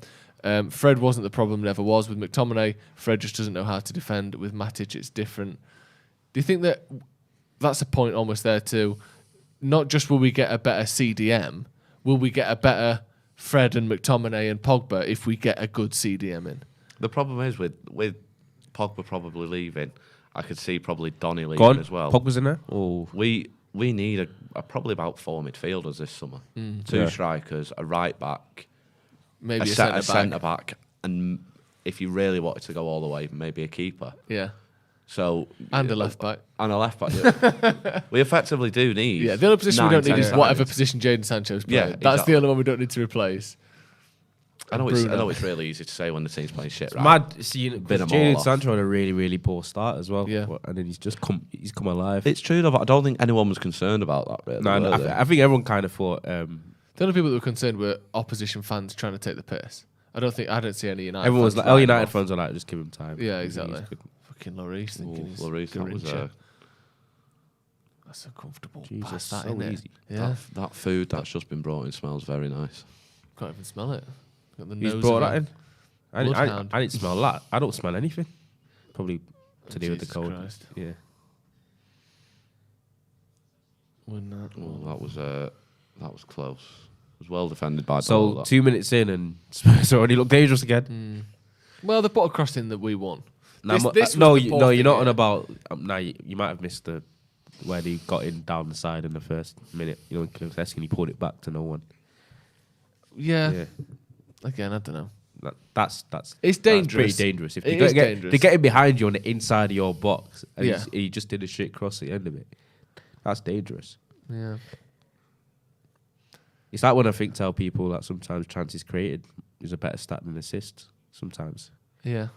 You're definitely right. I think it's like you said about the stat padding thing before. When they just tap it to the person next to them and they shoot from 30 yards, they still get credit for an assist. I think sometimes it's better for context. But well, all my days. All right, that was a situation there where does De Gea need to be off his line? The ball's in the air for a long time. Come on, there. like. And the point where Son would have made contact with the ball was, if he was ever going to get to it, was the 6 yard line. That was De Gea needs to be covering that gap there. In the end, he looked out, but if unless he read that perfectly. That was if they scored, I'd be thinking, what are you doing? Yeah.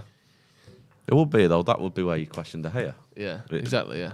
The ball's in the air for like 2 days then, and it literally bounced on the 6 yard box. Yeah. That's not a big distance to cover. Presumably, he's already 2 yards off his line anyway. Oh, it was good from Fred. It's a foul. I don't think it was. I think he got the ball.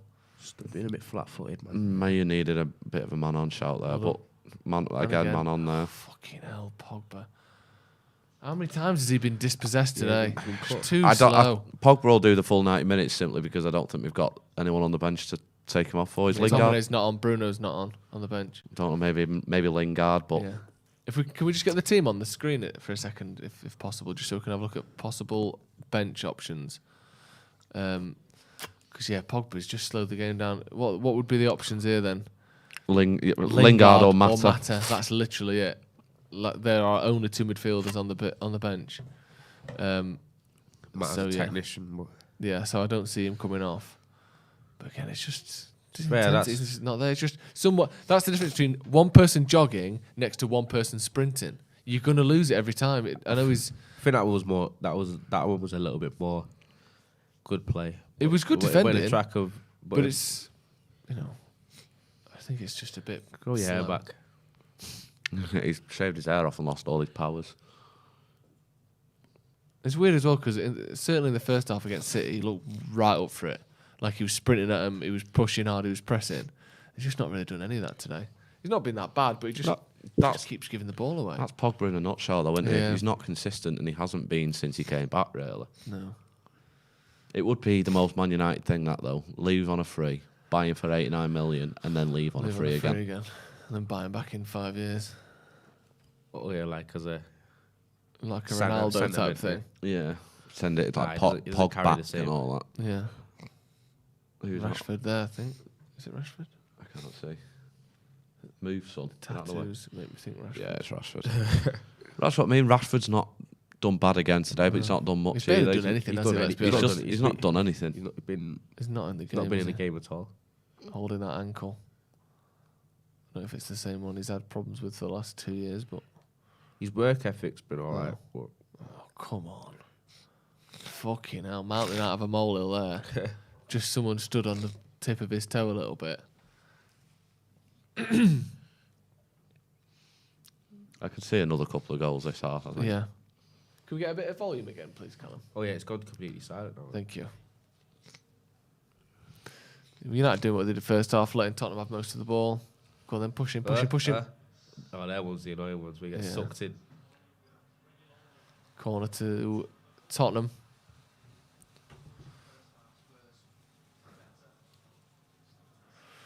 Yeah.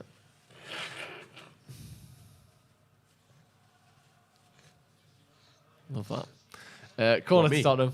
Yeah, I know. What can I do? I don't understand. No, hang on a sec. Just because you can't help it, don't mean I like the sound of snot being flung into a tissue within a metre of me. Do you know what I mean? Sometimes you're sat in a cubicle next to someone. I understand everyone shits, but when you hit the water, you still get a bit of a tingle down your back. Yeah. All right, next time I'll just... No, do it. No, it's fine. Sometimes it's all right to make someone feel slightly uncomfortable, isn't it? That's not a problem. What is Armath listening to in his headphones there? Metallica. I didn't realise Fletcher was ever on the bench with him. Yeah, he's been on the bench a lot since, I think, pretty much every game since Rangnick came in. Did you see the other week when Rangnick went? In terms of Dan Fletcher, I don't really know what he does, but we like having him about. Interesting. He doesn't give a shit, does he? No. I think that was just his honest assessment. Yeah, he just don't know. Must have been a foul. He's already been booked as well, Dyer. Yeah, he's not even playing on there. That's not even an advantage. You don't think it's a foul? Fucking hell. Pogba pushing into the box. There you go. That wasn't a bad ball in. Dangerous cross there. Ronaldo could have been on the end of that. I think he would that was jumping on the floor. That cross was too deep. Too deep, man. It looked like a foul that to me. It did. Yeah. I think he did get advantage. Oh, so he did play. Okay, he did play the advantage. It's weird though because what on earth is that? Pass. It don't feel like advantage given counts as like a foul towards a yellow card. Go on. No. Go on then, overlap. Got a bit of space there. It's a good cross. No, it's not. That ball. It looked a bit too close to the keeper in the end. Cross. Yeah, I thought it was. It looked better than it. Yeah, it did. Yeah, from the angle. When it came off his foot, I was like, "This is looking." This is right on Ronaldo's head. Straight to the goalkeeper. I feel like we're more hoping for it. Yeah. We're just so desperate for him to actually do something now, I think. That's not a foul. That's not a foul. That's good. That's actually good play by Harry. Yeah, it was. Step over, Fred. Hello. Go on. He's on there. It's good play. This. That's great play. Need support there, though. Ooh, I think he got. I think he still went down. Yeah, he's on his own. Oh. It's a shame that because Rashford had to kind of wait for that. He couldn't really do anything. Yeah, just good tracking back there. We could have had Reguilon though, couldn't we? And because Real Madrid insisted on that buyback clause, which they haven't even activated. Yeah. So we chose against going for him, but we brought Telles to compete with Shaw. Yeah. But Reguilon's definitely the better left back. Probably, yeah. Knowing that they haven't activated the buyback as well, we probably could have kept him. Yeah.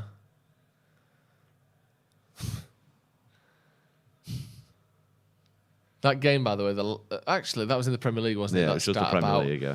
Not, one sec, corner to United. What's an Ipswich? That stat about United never losing a home game in the Premier League that we were winning at half-time, the last time we did in the league was in 1984 against Ipswich, apparently. And Callum, behind the cameras, gave us that stat because he's an Ipswich fan. Oh, okay. So, well done, Callum. Do you remember the game? How was it? Yeah, good game, I reckon, yeah. Only 15 years before he was born. Yeah, probably. What's an Ipswich, eh? Did they win today, Callum? Drew 0-0 Ipswich. Kieran McKenna's mighty Ipswich. Former coach of Manchester United. Yeah. He did pretty, loads of new coaches did come in and ran it. I don't think we kept anybody, did we? Carrick went. Carrick went. McKenna Phelan's went. the only one that's Phelan's still there. He's not. I didn't even see him on the bench then, though. I don't actually know. I think he's out with his wife. Probably. He's having dinner. Keeper. He's at Nando's with his wife. Oh, I'd love a Nando's. I've not had Nando's in what feels like years. I have a lemon and herb, mate, because I can't do spice. Do you? So I'm a bit of a wuss. I like a little mixture if I can. That he's trying to buy that there. No, come on, he's not the. No, that's a dive. That he's not the ball past him and falling into Tellez. Pogba's been poor today. He's not been good. Cavani warming up. I wonder who's coming off here I then. think he's looking towards Tuesday with some of this. Yeah.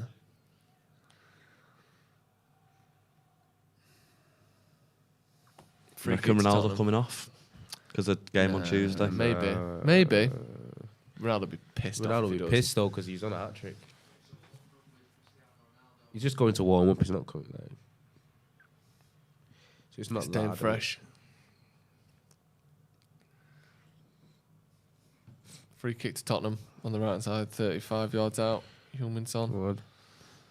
It's in a decent area as well, that. Good header by Maguire. Looked like there was about 9 United players and no Tottenham players. Yeah, comfortably cleared by Maguire there. And then Mike puts it out for a throw-in.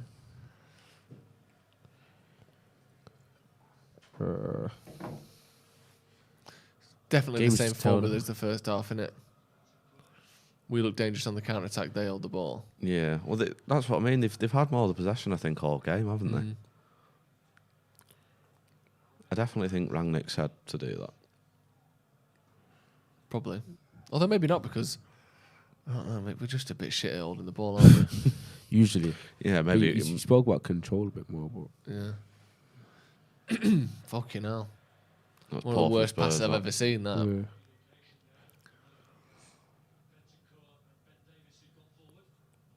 Goal kicked, Just a long way to go with a 1-goal lead, isn't it? Half an hour still to go. You just got to think to yourself, Tottenham are going to have a chance or two. I want us to get another. Yeah. I think one more would do it. I do think one more would do it. Yeah.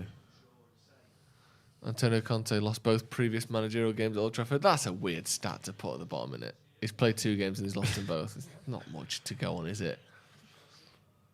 Look at that guy in the background with the puffer jacket on, falling asleep. He's gone. He's passed out. Fully gone. He's passed out in his jacket. Oh, he's just showing off his ball patch. I think that was more than a patch. That was the full crown, the full dome. Fred doing the Harry Kane to Harry Kane there. Didn't you notice that? Harry Kane just backing in on him. I hate that when he does that.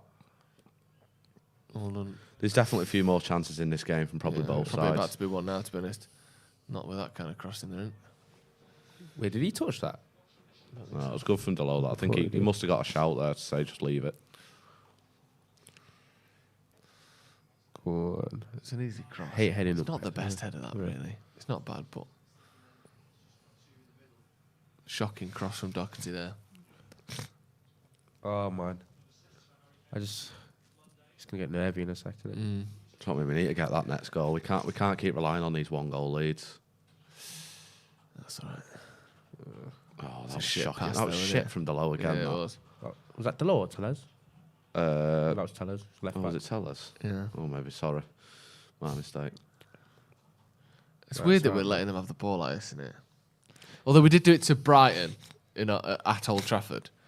We did let Brighton dominate the game until that red card. Yeah, I mean... So is it a surprise? It just seems to be United at the minute. Like you say, we can't keep the ball. We can't control the game. Tottenham coming down the left again. Too easy again, isn't it? Too easy there, getting past. Doesn't want to give a foul. Good game from Fred. Yeah, he's been really good today for us. That's no good though. That Sancho's trying to be too close there. Son got away the target very there. Close. Free shot 12 yards out. You got to hit the target there. Glad Son didn't have his shooting boots on. Yeah, But Sancho fucks the up nerves. There. So his first shot he's had all game in it, Son. We've kept Son fairly quiet. So Son's been quiet today. Yeah, he has. I say that with hoping that I've not jinxed it. We've just jinxed it, haven't we? We both jinxed it. What he hits that too early there, Son. He can let it come across a bit more, because that's why he's hit it wide of that near post. It's like he snatched at it, was worried about Varane closing him down, I think. That's just them, though. As soon as Tottenham win the ball back, that's when they're most dangerous. That's literally been their MO. Go on then. Keep that. Well done, Ronaldo. Come on, ref. Yeah. That's a great pass. Up and forward. Go on, Pogs. Oh, not probably enough on the wrong it. ball. Not enough on it. Good read as well. And that's a good read as well from Fred. That forward from Fred. Okay, no, man. Fred's put a fucking masterclass on me. Go on then, tell us. Overlap. Oh, fucking hell. That's Make a your foul. minds up, lads. What the hell? How's that not a foul? He's just kicking him then, wasn't he? Sancho's pushing everyone now. Yeah, he was on the floor there and he just kept It was a foul in the first place. I don't think he was giving it going for on? that. No, He I was don't giving think it he for did. kicking, yeah. No, but this one here, he's like trotted all over him, I swear. Like, what's that? Yeah. Rashford's just tackling his own player now. Yeah, I think Rashford thought Sancho was leaving it for him, didn't he? And Sancho didn't leave it for him.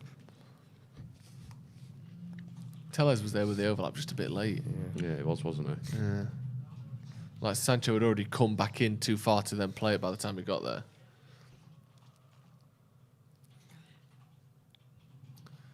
He's gorming the Hurricane. Yeah. I think he's probably one of the best dead ball specialists we've got, Tellez. Yeah. Hopefully this is decent. Go on, That's a go good on. cross. Ronaldo! Oh, it's a good cross that. Into a good area there. This This is the worry. Foul him. Oh, he's falling over. Fuck off. Did he do his groin there? I think some might have done his groin there, you know. Well done, Tellez. Come on now. Go on then, Marcus. Get in the box. Slow it down again. God forbid we actually fucking have a shot. Yeah, win the ball back when they're... Have we had a shot this off? I don't actually think we have. Get a win, I'm not asked. Well done, fucking hell. Yeah, we lost only it again, just, didn't it? Yeah. I suppose only just is as good as doing it, but just every time he's on the ball, you think he's going to get tackled. It's an interesting Come phrase. on, bit of movement. They need to get the ball forward. What? Only just is the same as doing it. He's a bit Grealish, isn't he, with that Pogba? He loves to wait to the last minute to play the ball. The thing is, I think Grealish should still be a United player. If that goal line technology didn't malfunction and Villa went down, I think we would have got Grealish. Yeah, I do. We definitely wanted him that summer. Yeah, 100%. And then he's nowhere near anybody. Who was that pass from? I don't know. Can't tackle, can he, Ronaldo? You think Grealish should be better for United than he is for City? Yeah. I think he would have been, He's more suited. Yeah, I agree. United, I mean, maybe it's a testament to the fact that we're struggling, but United are more happy to have, like, a main man or, like, that kind of thing than City, where it's so, like, City's democratic. so spread about. So, like, socialist almost, isn't it? Where it's like, you just do the job that role does. You don't be yourself, you be the system. Yeah. And Grealish is an absolute be-yourself player, isn't he? Cool. That's on. The passes to the right. Just getting caught on everything, isn't he? He is. Needless foul there. Stop. Son. Do look at it is a little nervy every time Spurs do come forward. Well done, Ronaldo. Well done, Ronaldo. Oh! Hey, listen. Hey. Who is Fred? Fred's going on Pornhub tonight. This performance. Listen, Fred's performance tonight. Game today. He's going straight on Pornhub. Fred's man of the What match is he today. doing? Fred's got some confidence from somewhere. Fred. Oh, fuck me. He's stolen Pogba's done, Pogba's hasn't he, today? mojo, hasn't he? Fred has been orgasmic. I almost had one then. Jesus Christ. I was thinking, find the pass, and instead he skipped Has it been a while? It's been a bit. Completely megs him. That's a lie. No, it's been a bit for Fred. Womanizer like you, mate. Don't say that. Disgusting word to use. And not true either. So. Oh, look at that space Very on the settled right and and happy, the left thank there. you very much. Well done. Here we go. What's he got this time? He's got a touch. Another one. Oh, he's done it again. He's done it again. Someone needs to help him here. He's got. Yeah, that's all he could do, wasn't it? I don't mind that. That's all he could do. Fair enough. As my mum used to tell me, you don't shoot. What? You don't score. Oh, right. Really, really left a pause there. I was going to what you on about me. She takes the time with the sentences, his mum. Nah. You don't shoot? Her brain doesn't fart as much as mine. You don't score. Wait, did you forget the second half after you said the first half? I felt like I just had a bit of a... Just had a bit of a minor brain moment. Bit of a breakdown there. Like, as my mother always used to say. You know, slow and steady wins the race. Tell us with the ball down the line. Never got that one. I don't think slow and steady wins a race in a sprint. It depends what the race is. It's assuming that the race isn't an actual race, isn't it? Yeah. It's assuming it's live. Yeah, I really hate that saying. It makes no fucking sense. Yeah, because it makes, ever. but because the thing is, it only makes sense as the analogy for life. It doesn't make sense in the world that it was written in. If you know what I mean. It was all because of that. That's all because of that stupid hair and turtle, wasn't it? Yeah, which I get, but it doesn't make sense as a race. It should just be. Take your time in life. There you go. Done. Yeah. Be consistent and take your time. We're giving away ball away a lot now, man. We are. Maybe time for a sub. Alanga. We saw him coming on. Who do you think he's going to come on for? Rashford. Probably not. Rashford, I think, yeah. Saying that, though, with Sancho doing so well at the minute, I wonder if he wants to rest him. Yeah, there you go. It is Rashford, as we expected. Sean Michael Smith, who's been a member for 60 months, thank you very much, said, someone once told me that Fred was Brazilian and I laughed. Now all I can do is send my most sincerest apologies to our number 17. He's been fire. Yeah, if you could play this every week. We say this about Fred all the time, don't we? Yeah, if he could be at his best. The issue with him and McTominay, they do these one performances like this, but it's like twice a season. Yeah, exactly. Yeah, McTominay does them against Leeds. Very guilty, yeah. And Fred does them, usually against either City or Tottenham or something like that, or PSG. He'll have a great game, but then he'll be shit for 6 weeks. Well done, Varane. Let's get a touch on this, Paul. Yeah, that's a foul, ref. There's a foul. He just pushed him in the back. That's a foul. Yeah. The ball's in the air. He flies through the back of him. See, there's not much you can do with Ronaldo, is there? There's absolutely no support with him. Well, that's what I mean. Like that shot that he just took there, he has to because there's nobody there. No, and he's got to hope Lloris either fucks up or if somehow finds a top corner or something. But he's not got many options, and it's fair enough. It's not a bad shot either, to be fair. That's their ball. I thought. Theirs, yeah. What the hell? It looked like from here that was a Spurs ball, but yeah. But we're in a studio in Manchester, so what do we know? Exactly. Just approaching 20 minutes left. Mm-hmm. See it out though. Tottenham not really. Have they had a shot on target second half? They've not. Their performances fell off last 10 minutes. I think it's been quite a poor quality game last 10 minutes. That's shocking. That was from shocking Harry from Kane. Yeah. And that's poor from Sancho as well. Just slowed down a bit, Sancho, hasn't he? Giving the ball away a couple of times last few minutes. Expecting Højbjerg to go down now, to be honest. Yeah, me too. 20 minutes to go. I just can't get over Fred's performance. It's like watching like a Eusebio kind of thing. Yeah, let's not go too far. He's been quite good. I genuinely reckon he's probably better than Bobby Charlton. Yeah, easily. Over the whole career. Yeah, definitely. Yeah. No, he's had a good game, to be fair to Fred, and done some excellent things as well, not just like a not bad game. He's done some really good stuff, so fair play to him. Got the assist as well. Well, yeah.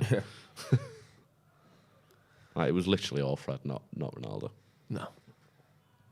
That's a shocker of a touch, that, from Romero.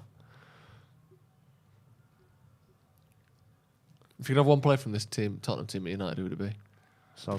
Probably Son, yeah. Would it? Heung-min Son, 100%. I think I'd have Kane over Son. Howson doesn't like Kane, does he? No, he doesn't. He doesn't like him. I'll tell you that for sure. I don't see why, to be honest. I think it's so hard to criticise someone that's got 170 Premier League goals. Yeah, I'm not saying there are no criticisms of him, but to not rate him, I think I can't see how that's possible. You'll be looking at him finishing this season as the 4th highest Premier League goal scorer. Yeah, possibly exactly. He's third. not shit, is he? Like, yeah. I think I'd still have Son though. Really? I think Son's all right. I think he's very good. That is so disrespectful. I think he's very good, but I don't think. The only thing that puts me off Kane is how old he is. No, I'll slow you down and just say Son's world class. Yeah, he shouldn't be at He's Spurs. a lot more than very good. He's world class. Oh, way too much space. Oh, why did he stop there? Oh, What were we saying about Maguire before? We just put ball in the old fucking net. 2-2. He can't win at the minute, can he? You know what the thing is? He's actually been all right. I think he's been good second half as well. Yeah. Like what people saying, he's been good because he's not been shit. Second half, he was actually being good until that. He has to go for that, but Fuck. Just sitting back. So the ball gets played into Kane. It's the He same. holds it up brilliantly, to be fair, Kane. Is he offside? No, he's Kane State. Oh, See, the thing is, he has to go for it because the man's there to tap it in otherwise. yeah. And it's just hits his toe and goes Can in. that be offside because he's like interfering? I don't think he was offside. No, Romero was offside. I didn't think Romero was offside. I thought he was level with the ball.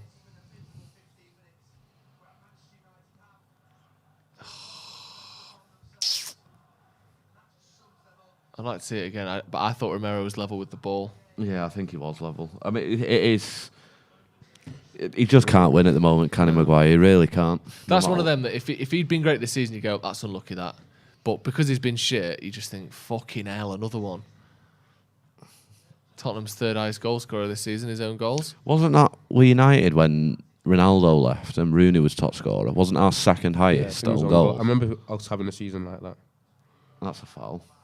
Yeah, just fucking shove him in the back, yeah? There's been so many play-ons in this game.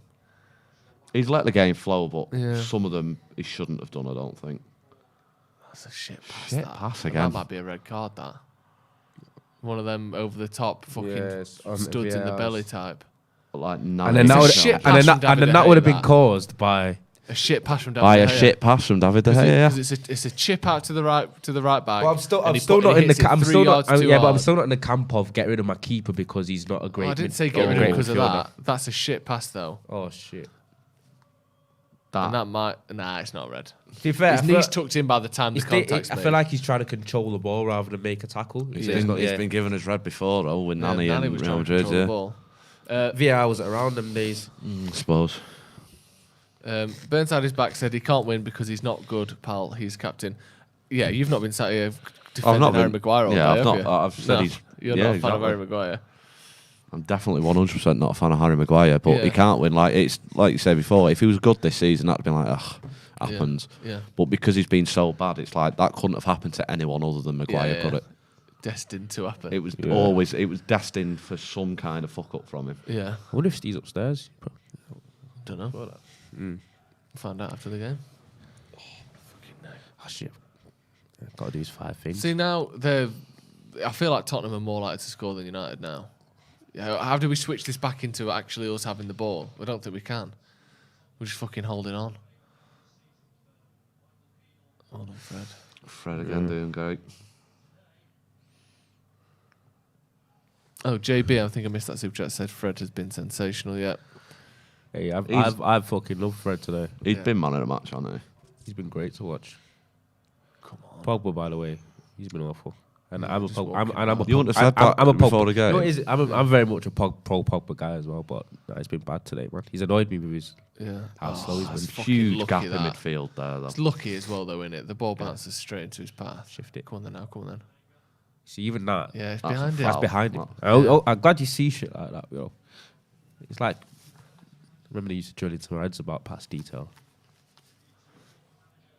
Just like Martial used to do that all the time. Just play it behind the person who's passing it to. And you're like, yes, it's a successful pass, but it's not a good it's pass. successful passes, but it's not a good one. But that's what I mean. The whole misleading of stats can be. Yeah.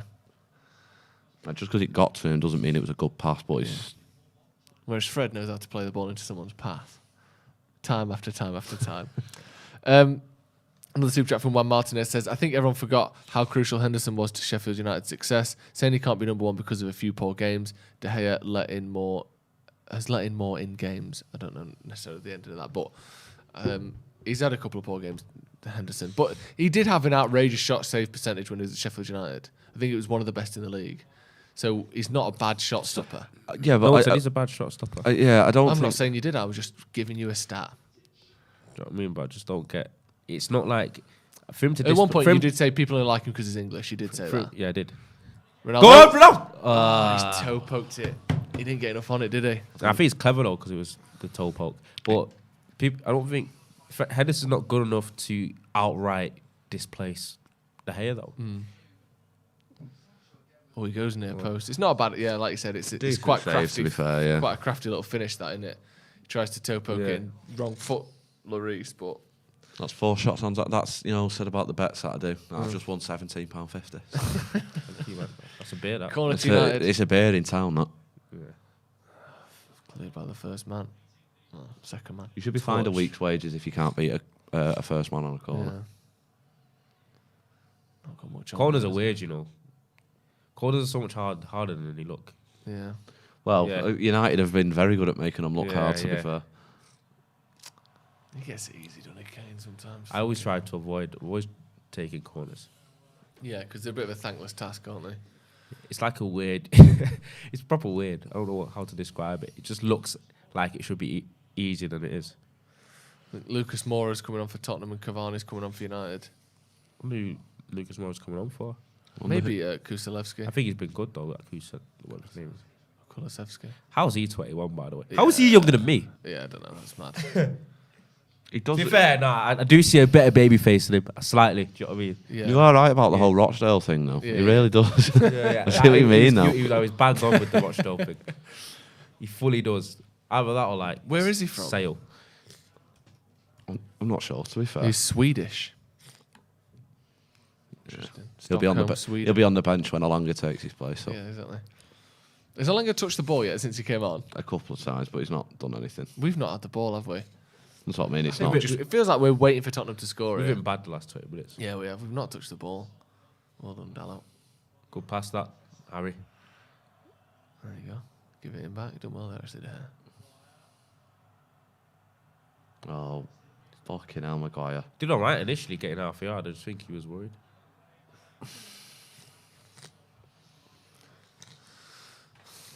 Oh, that, I mean, yeah, anyway. Fucking next. Oh, Jesus, that's not a stat that you wanted to see, was it? We've conceded the third most amount of goals in the last 15 minutes of a game. Relegation. That's relegation, that. Feet. Oh, it's just... What? Come on then, tell us. Tell us he's not had the best game. No, he's not been great, but that's not staying in, is it? Well, we're just panicking now, aren't we? We do this every fucking week. We just shit ourselves in the last third of a game. If we're not 3 goals up, we shit it. He's going for the win, though. He's taking Matic off and keeping Ronaldo on, so... Matic off, Cavani on. He is going for the win. We need to win. A draw is almost as bad as a loss for United at the minute. I know it is points-wise anyway, but we're so far from Arsenal. If they win their games in hand, we have to go for this. Well, what is it? 11 games left or something like that with a possibility of going 9 points behind fourth is not good. No, United have to win this. Yeah, Cavani on, Matic off. Matic, to be fair, has been a bit anonymous for the last few minutes. Keep the ball. Pogba has lost the ball countless times today. And it's not even been trying stuff. He's been like tackled countless times. He's not making balls in behind that are risky and get blocked out. Well done, Fred. Fred again now. Yeah, it's good pass on that. There's so many play-ons. I don't think the referee's been too bad today. No, he's not. It's just that's how he's playing it, isn't he? That's how he's playing it. Nothing's being given. You just play on for everything.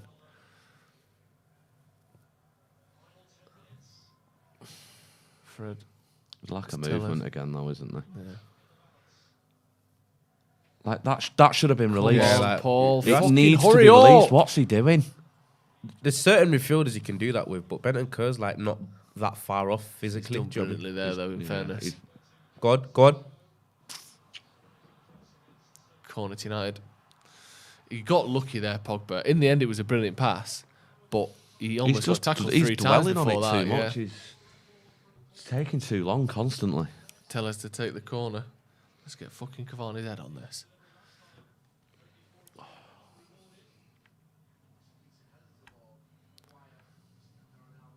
Go on, tell us. Whips in. That's a good corner. That Ronaldo! Yes! Come on! Hat-trick! Get him! Fucking hell. 3-2. Cristiano Ronaldo with a header from a corner. Fantastic goal. Hat-trick. Hat-trick for Ronaldo. Listen, it was... No, we knew it was coming. God. What? We knew that was coming. Did we? I knew it. Hey, 3-2. My prediction's bang on. Well done. So far, still 10 minutes to go yet. Wait, what a header. We've scored from 2 corners in like 5 games, corner. guys. Yeah, that's another. Yeah, we went 140 games without one, and now 2 in 5 corners in that one. 140 corners. Sorry, yeah. That was perfect hat trick as well, apparently. Oh, was it? Certainly a header, a right foot. What was the second goal? No, the second goal was right foot as well. Do you know what? As well, it all came from Pogba's shit, but then great ball as well. Pogba getting lucky, finding his way out of that little gap. That was a great so corner. poor from Spurs. It's a great corner, leaving though. Ronaldo completely free there. Look at that. Oh, What a header. top corner as well. Never getting. Unreal. No keepers getting that, are they? No chance. It's top corner. Look at him. Look at him! Fighting his way, and then it is a free header, to be eyes fair. on it. Bang. He's unreal at that. Just hangs in the air, doesn't he? Yeah, he's beautiful. Oh, Fantastic. good. I didn't see that coming, you know. I didn't think that was going to happen. Do you know what I it thought is? Tottenham were going to Do you know what I mean? Though he's had so much stick recently, Ronaldo. And he's only had like 3 shots today. Yeah, he's had 4. 5. Yeah, 5. Well, He's 4 clutch as header. fuck. Yeah. He's and that's only his second ever United hat trick. The first one, do you remember who was against? Yes. Bolton. Newcastle, I believe. Believe it was Newcastle. Correct me if I'm wrong. Nanye West says banger, tap in, header, go, Sue! And he comes off as well for his troubles. 59 career hat 59 years is old insane. as well. 59 career hat tricks is insane. That's just, like there are strikers that have had decent careers that have got about that. Like someone like Grant Holt probably got about 59 goals. Grant Holt. Do you know what I mean? Ricky Lambert.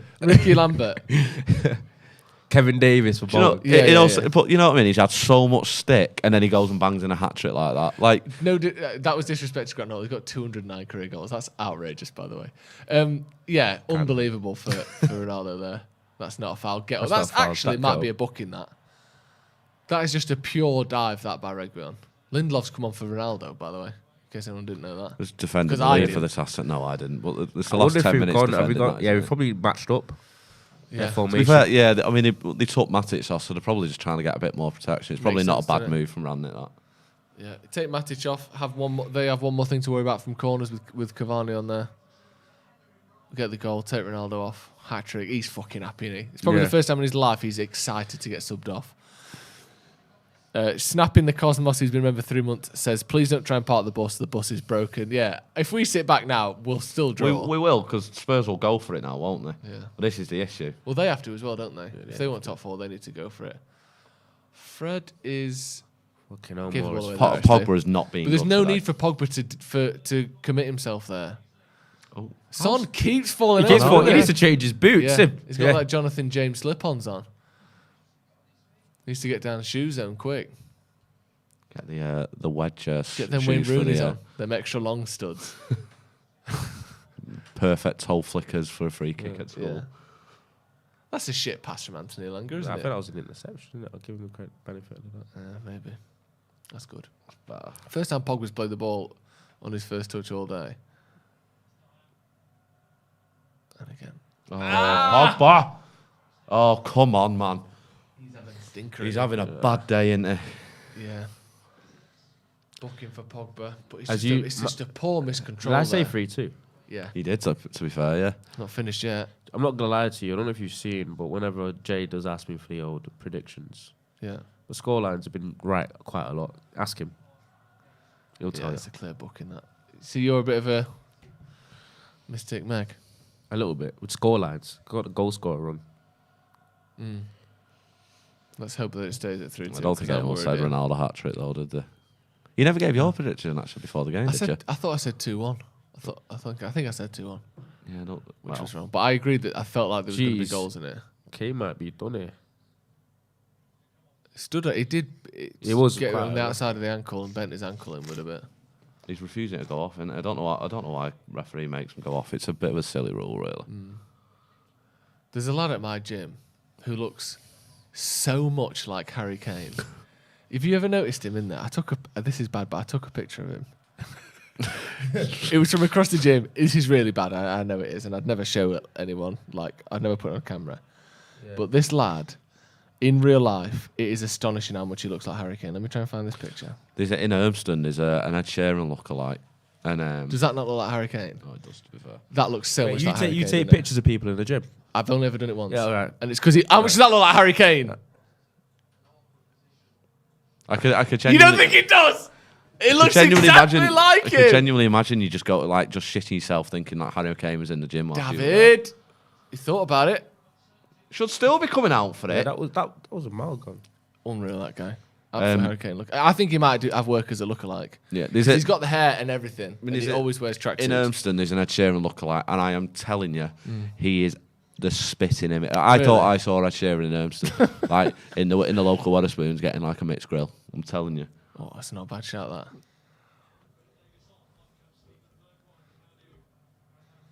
Remember last time he came on, he scored like 2 in the 90th minute. Yeah.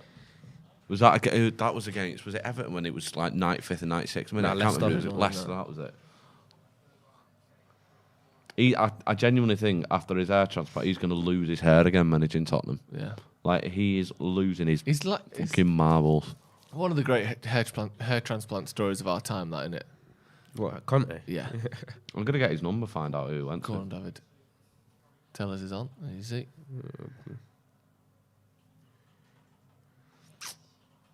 That's decent. Go on, Anthony.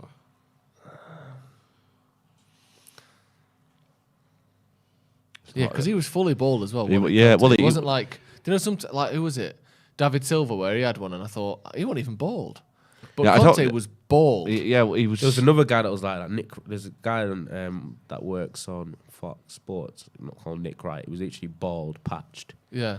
He's got hair transplant, and he's not just gone like from a little bit of hair. He's got like a full-on fro almost. Is it? So, I love that. He's like, just go for it. You've got your hair fucking working. Like long and flailing. Yeah, I love that. Yeah. The thing is, United got to be careful here to not draw this, because Ronaldo will be thinking, I scored that trick, I did my job. Yeah, I'm still worried. Yeah, me too. It's only 1 goal. I expected more from Tottenham. I thought they'd go for it a little bit more so far, and they kind of haven't really. Go on, Victor. Well done. Keep the ball, keep the ball, keep the ball. So this one needs to be sparked. Brilliant from Don't Fred go... again. That's a shit pass. Jesus Christ, what is wrong with him? Well done, Harry. Oh, lucky there, fucking time. Oh, I thought he was more further forward. Keep it. That's all right. That's all right. Well Take done. your time that was interesting by Kane. He had like so much time. That was poor. That. Yeah. I don't think... Because he was running away from the goal, I don't think he knew how much time he had. Ronaldo looks knackered. I'm about to go to sleep type knackered. This first goal is outrageous, isn't it? Second one. Yeah, they're both right forward, so it's not a perfect hat trick. Yes, boom. Yeah, that's my favourite one, to be honest. Yeah, I love that. A proper good goal. Yeah, the header. Love it. He just threw the defender off and went, I'm having this. I love that he's got at least one hat trick for us since he's come back. I love that. Yeah, 5 shots on target. Only 0.85 expected goals. That's probably like 0.2 on the first one. If that. 0.02. Yeah. Fergie there. Whenever Ronaldo does well, it just straight away they find Fergie in the crowd, just see him smiling. Yeah. It's like his football son, isn't it? Yeah. Cut to a shot of Fergie looking fatherly, and we'll put that on the telly. They love it. Oh, my winnings have gone in now, my £17.50, so that'll do me. And get me through for the week, that. For the week. Yeah. Oh, that's easy. 4-minute stoppage time. So a heavy touch from Romero. Tottenham will feel a bit hard done to, I reckon, here. I don't think they've not allowed many chances. Been a That's very a good even cross, though. game. Win that. Oh my God, how's he left that? That's we've got away with How it has he because like left that? Regular just left the ball. Yeah. It's like being put on his toe. Lindelof's got to do better there. What?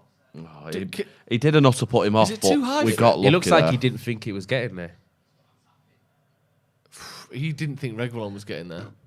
Take your time with this goal kick here. Yeah. Take as long as you can.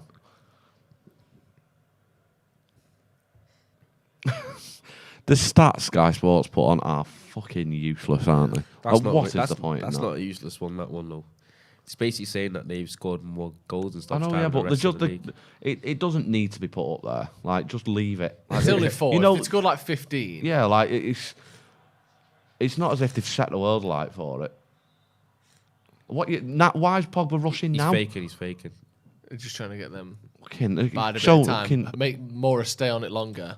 Then we can set up for the proper free kick. Just wasting an extra few seconds. It's as quick as he's moved all game now. Yeah, that is true, actually. Really got into it.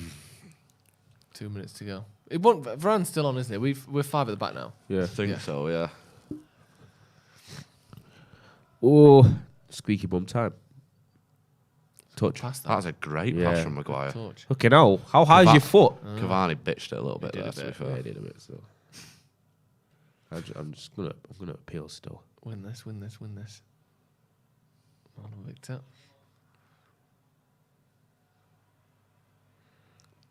I'll do. Oh, nice one. Thought we had that. Yeah.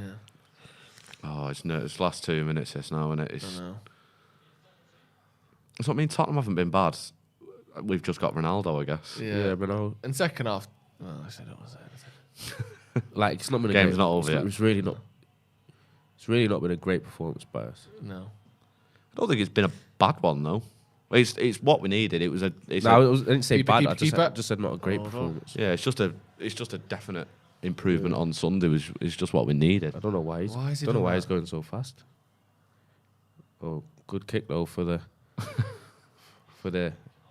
Oh, we are. Fred can Look fucking at play, Alanga now. can't he? Cavani, wait. Oh no, don't wait. Sancho. That's a foul. What's he doing? That's a foul. Do you want to score or not? Fuck Is me. he not dragging him back then?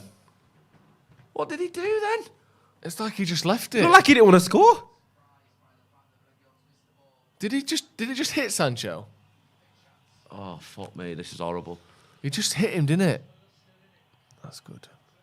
A little push in the back. Go over a little push there, isn't it? Yeah, just softened. But this is the type of defending that Harry Maguire likes, though. The ones Oh, he's great at this. the one you do when you're in the bottom 8 of the league, though, team. Joe, like you're on the edge of your box, and the ball out. Ball's getting chucked up to your head Yeah. over and over and over again. Yeah. Well done, Varane. Oh come on, Come on, now.